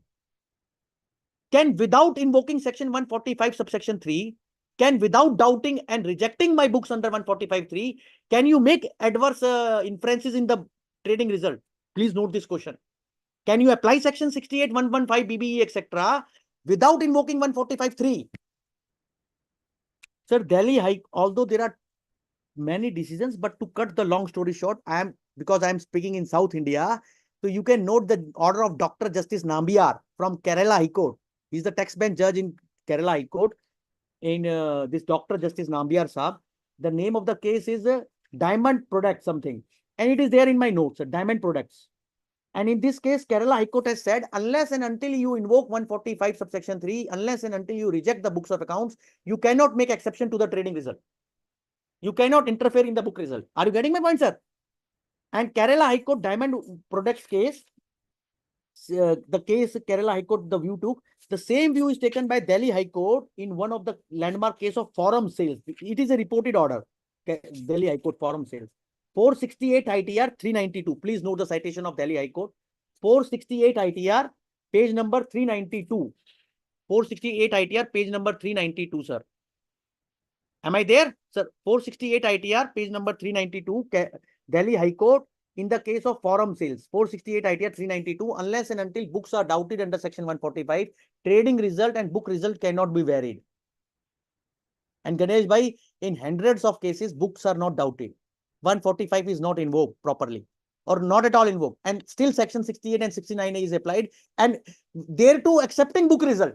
Now it is a classical case of approbate and reprobate. Are you understanding the full 360-degree thing?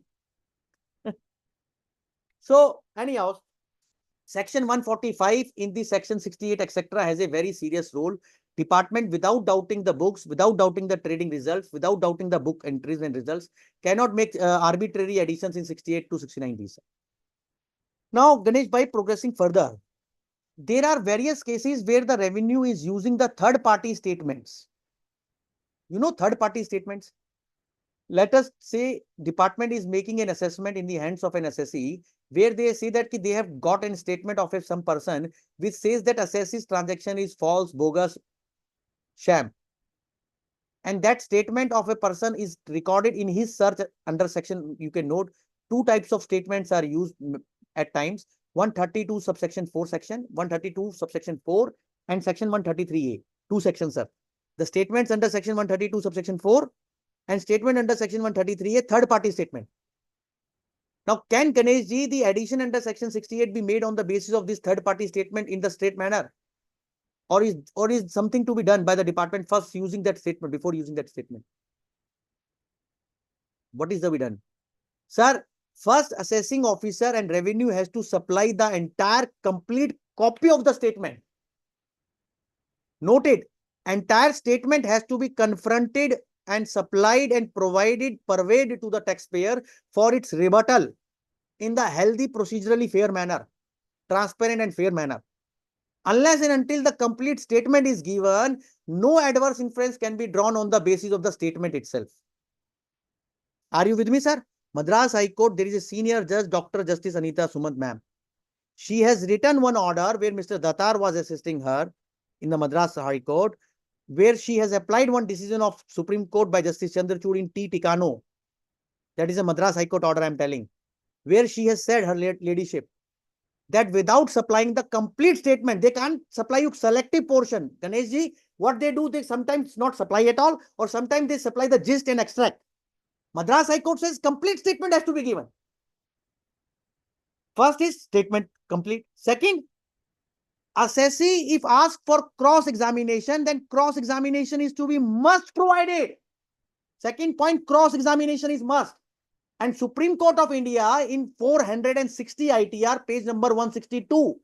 Please note, this is a landmark order of Jindal and Reliance case. 460 ITR, page number 162. No cognizance can be taken of a statement which is untested and which is not tested on the terra firma of cross-examination. Cross-examination of the statement is a must to make it evidentiary complete. And third point, sir, statement has to be corroborated by independent evidence. Statement has to be corroborated by independent evidence. Uncorroborated, untested statement, to summarize, uncorroborated and untested statement has no evidentiary value in the eyes of the law. Are you getting my point, sir?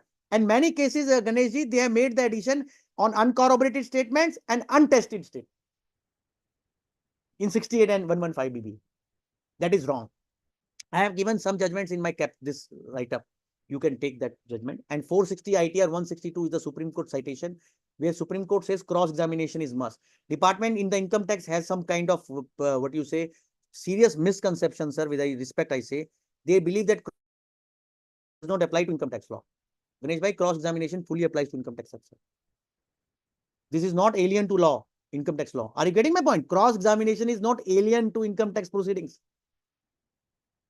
confrontation of complete statement, corroboration, and cross-examination. 3 mantras on statement. Next aspect, penalty. Can all additions which are made under section 68 result into automatic penalty, or for that matter, which is the provision to be invoked when additions are made in 68 for penalty in the Income Tax Act? Sir, section is 271 AC. 271 AC. Ganesh bhai, this section uses the word may, that there is a discretion in imposition of the word. Like all section 68 to 69D also uses the word may. There is no shall. Are you getting my point? There is no word shall in section 68, etc. Even in penalty section 271 AC, the word used is may. May means discretionary, not mandatory, not imperative, not a command, but discretion.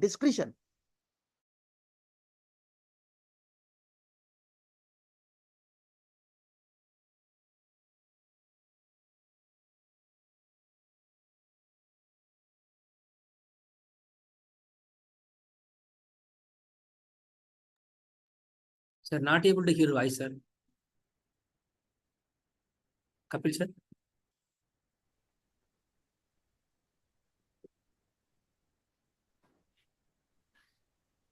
Ganesh, not able to get. Yeah.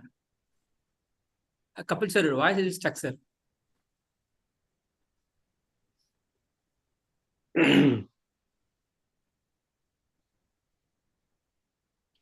He may get into some net issue. Hello போன்ல சொல்லுங்க.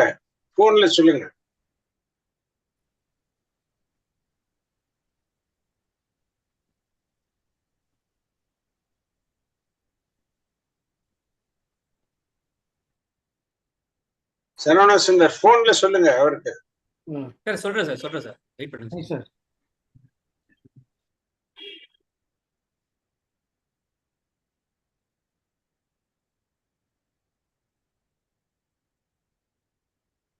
Sir, am I there? Yeah, Oh, no, we got, sir. There was some disconnection. Sorry, sir. I'm really sorry. No issue. Okay. I was there on section 271 AC. The word used was may. And may word has discretionary content. Supreme Court in context, this K. Krishnamurthy is the latest order in context of Income Tax Law section 271 AB, where also the word used was may. And first time, Ganesh bhai, this order has on penalty context, same section 271 AC and 271 AB are same as far as may word is concerned, Sundar sir. Now, may word has been explained by Supreme Court in K. Krishnamurthy, 473 ITR 557. Please, all of you note this order, because there is a very important paragraph on how a discretion should be exercised. Supreme Court, in first of its order, in income tax law penalty, in K. Krishnamurthy versus DCIT, 473 ITR 537, they say discretionary power is not unfettered, unbridled, and uncanalized. Discretion means sound discretion guided by the law. It must be governed by rule, not by humor. It must not be arbitrary, vague, and fanciful. It's a classical decision.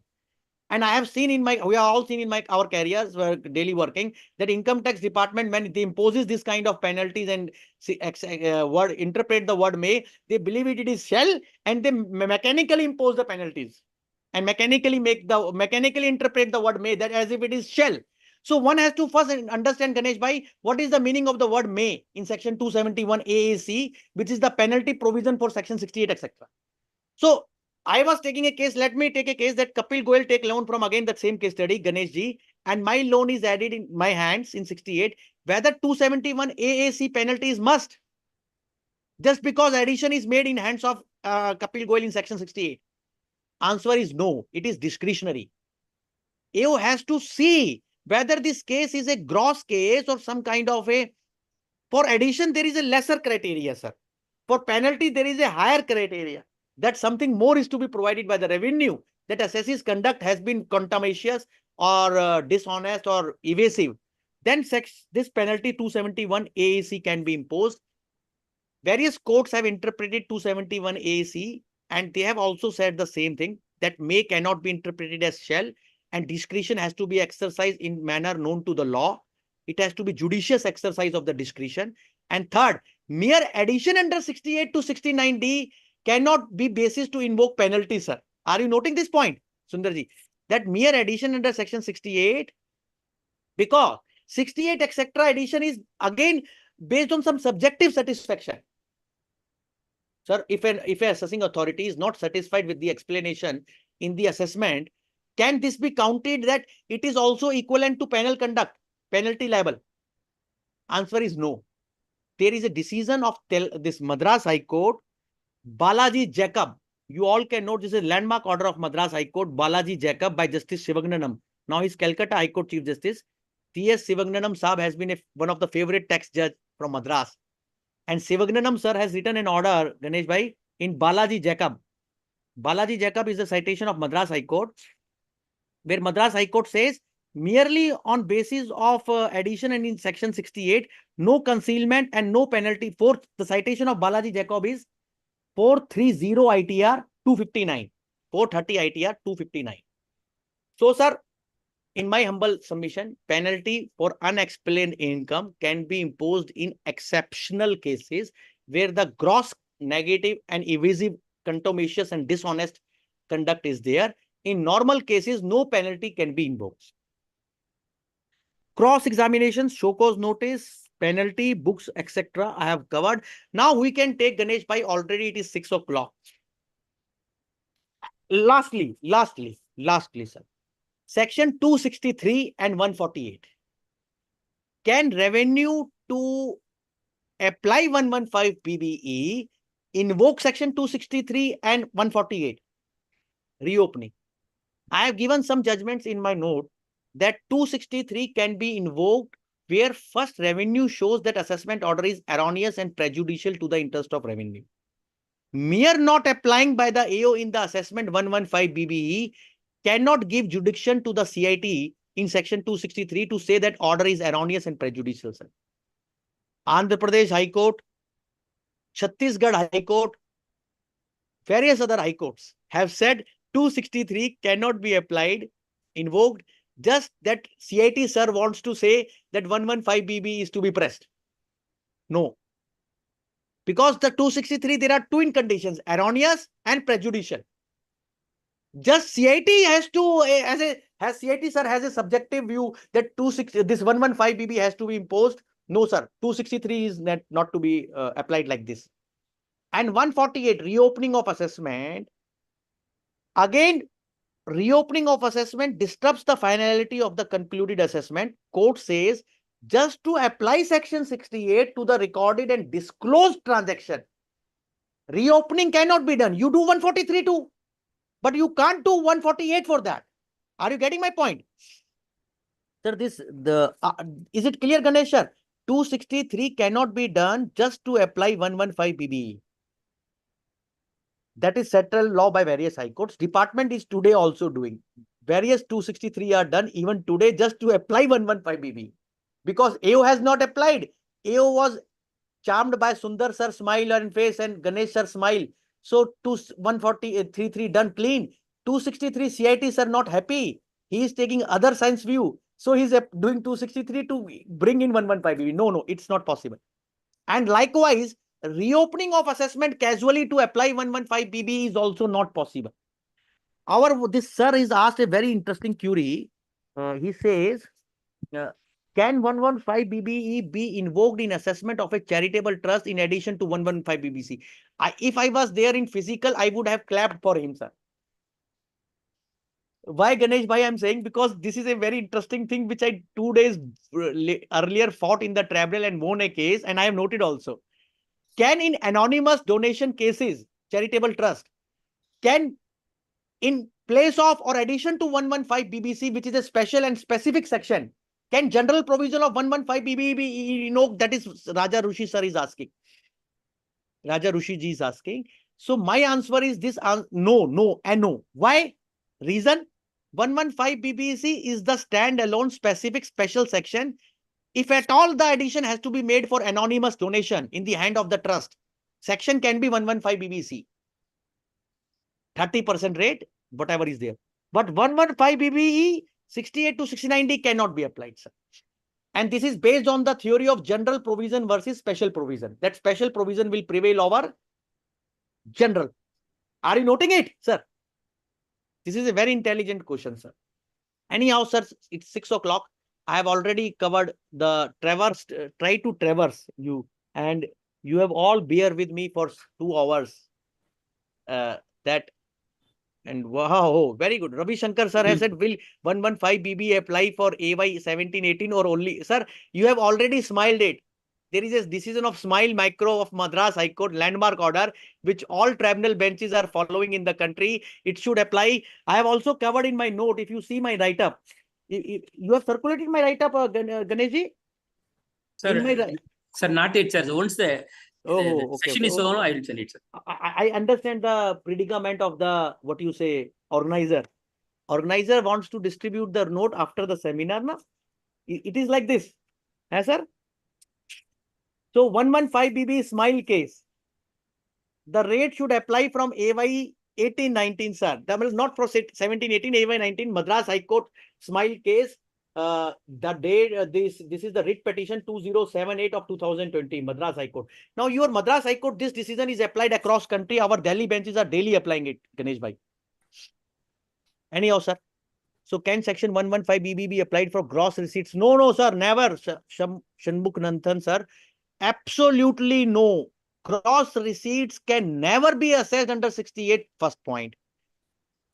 It has to be net income only, and net income first, if it is business income, then it has to be classified in business head, not as unexplained income. Are you getting my point, sir?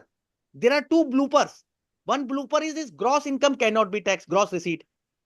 Supreme Court of India in Williamson Financial Services case reported in 167 taxman somewhere, Williamson Financial Services.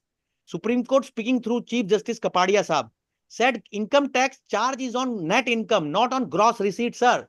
There is a decision of Supreme Court I have given in my capsule. So first, Ganeshji, net income has to be computed. Then it has to be classified if at all under business head, etc. 68 and 69 and 115 BB cannot be applied as they are doing in 26 years. See, what is 26 years? 26 years will tell you the nature, na, Sundar sir? What 26 years will tell you, sir? What 26 years? That what is the nature of the receipt will not come in that. Yes. Yes, yes. So how it is 115 BB unexplained income in 68, sir? Correct. A farmer, for the purpose of obtaining Canada tourist visa, transacted banking, the department not accepting. I don't know what's this is Sundar sir is saying. Sir, entire credit they are taking as a business credit. Unexplained credit under section 69 proposed for assessment. What is this amount which is this transaction? Nearly about 97 lakhs. No, sir. You are telling me the amount. I'm sorry. I'm asking the nature of the transaction. Their friends and relatives, they have deposited the amount into the. What is the source? Sorry, what is the source? Friends and relatives, they have deposited the money immediately. Is it gift or is it loan? No. They given back like that. Have you given back? Yeah, immediately given back. Total credit is 97 lakhs. Total debit is 95 lakhs something. Sir, that decision which I have told you, repayment of loan theory, is that real income? You apply, Sundar sir, all these decisions. Yes, sir. Are you getting my point? Yeah. Instead of going to this explaining the source, you may argue what I am humbly suggesting you, sir, from your point, that you say that if the amount has already flown back, there is no thing left with the assessee, retained with the assessee. I explained it. We told through the assessment unit, but they are not accepted. They pass. Sir, you is not, sir. You are an experienced great man. You know how department works, sir. If department accepts everything, Kapil Goyal will not be very unhappy or happy.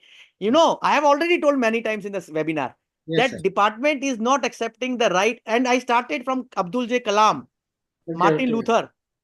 That righteousness in the heart.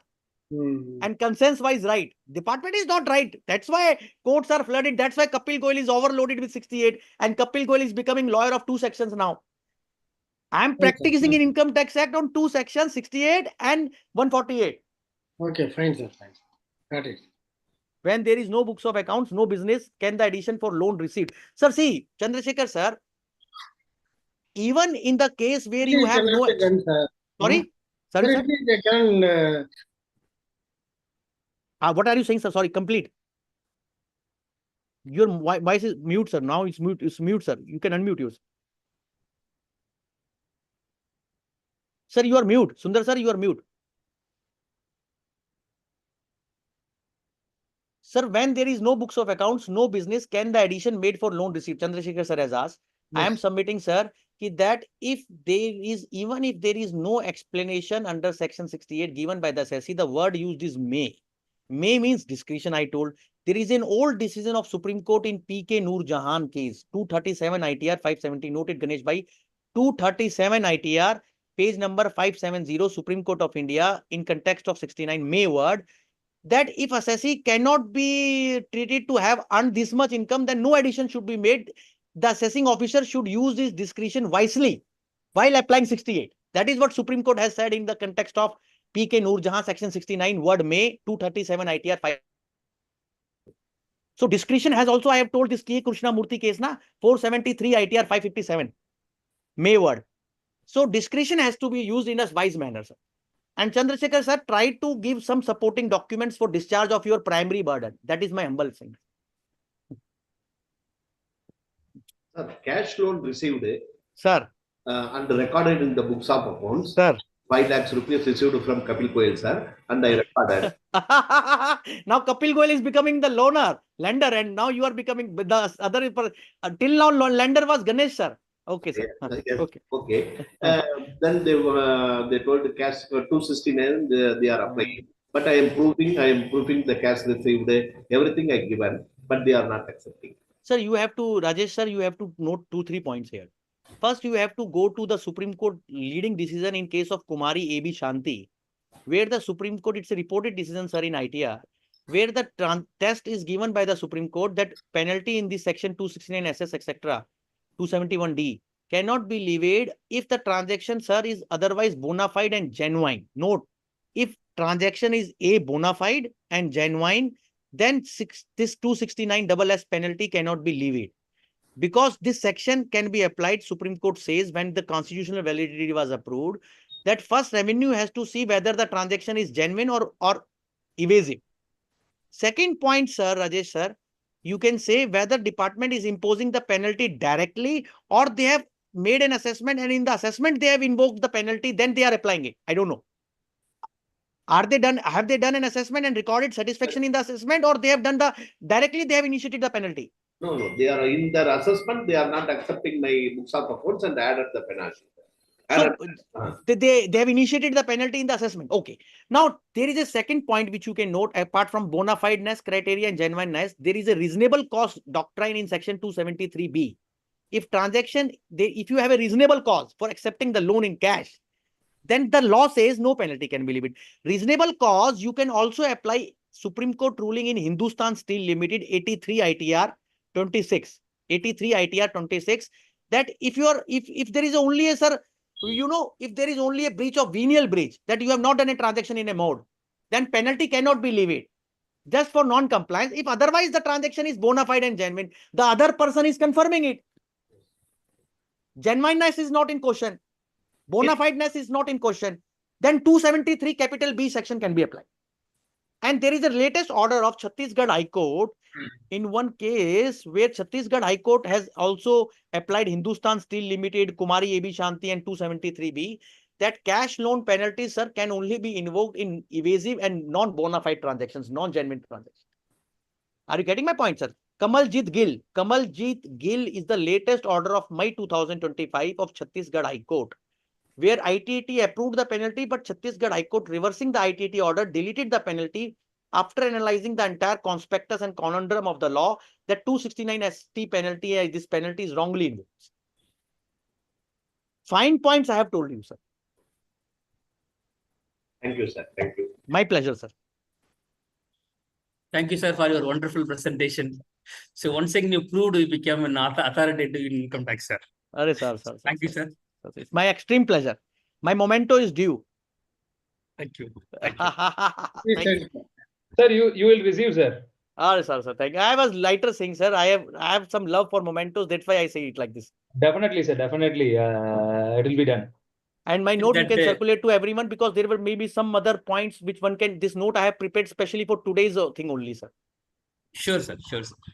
so that everyone can go through, and some or the other tip can be found in this 32-page note I have given, sir. So that 2 hours, you never deviate your subject, sir. No. So this is the way we can. This is our great people like chartered accountants who have made me like this, and I am nobody. I told you, I am zero body. But whatever I am knowing, it is due to CA Institute and our great chartered accountant fraternity. Thank you, Anyway, sir. thanks for coming, sir. Sir, Thank you, this is sir. my pleasure. Thank you, sir. Very nice, sir. Sir. I feel blessed. I feel blessed, and I also want to conclude with one saying. You know, in Ramcharitmanas, Tulsi Das ji said that everything good and everything nice is driven by the blessing of Divine Lord Ram and Lord Krishna.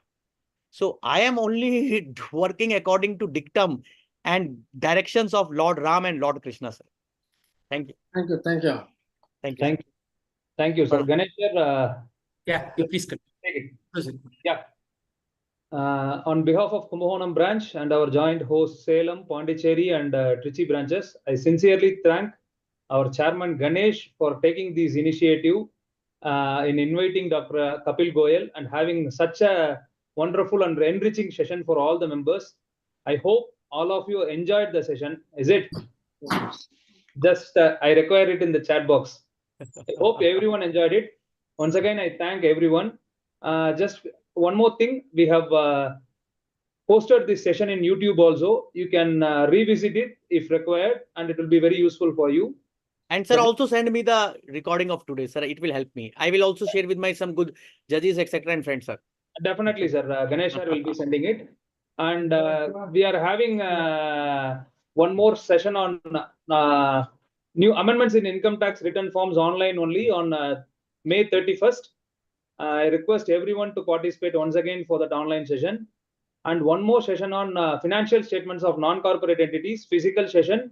We are having it on May 24th at our branch premises. So whoever it is possible to physically attend, please do attend it. And we are having very eminent speakers also. Once again, I thank everyone, Ganesh sir and other branches chairman, committee members for allowing us to host it jointly. And thank you very much, Kapil Goyal ji. And Sarthi sir, sometime God blessingly, Lord Ram blesses me, I will definitely come your side, sir. Please come, sir. Please come. And circulate those notes to everyone, sir. It is Sure, the sir. duty. Nobody, see, I am humbly saying nobody should come to me. Ganesh sir should be the nodal point for that. No, sir, we have got online registration, sir. To that email IDs, we will be sending it, sir. No. Great, sir, Sarthi sir. Great, Sarthi sir. Thank you. Thank God you, bless sir. you. Thank you very much. Thank you, sir. My good regards to all of you. Thank you, sir. Thank you, sir. Thank you all. Sendil meeting end பண்ணிடலாம். Okay, sir. Thank you, sir. Thank you.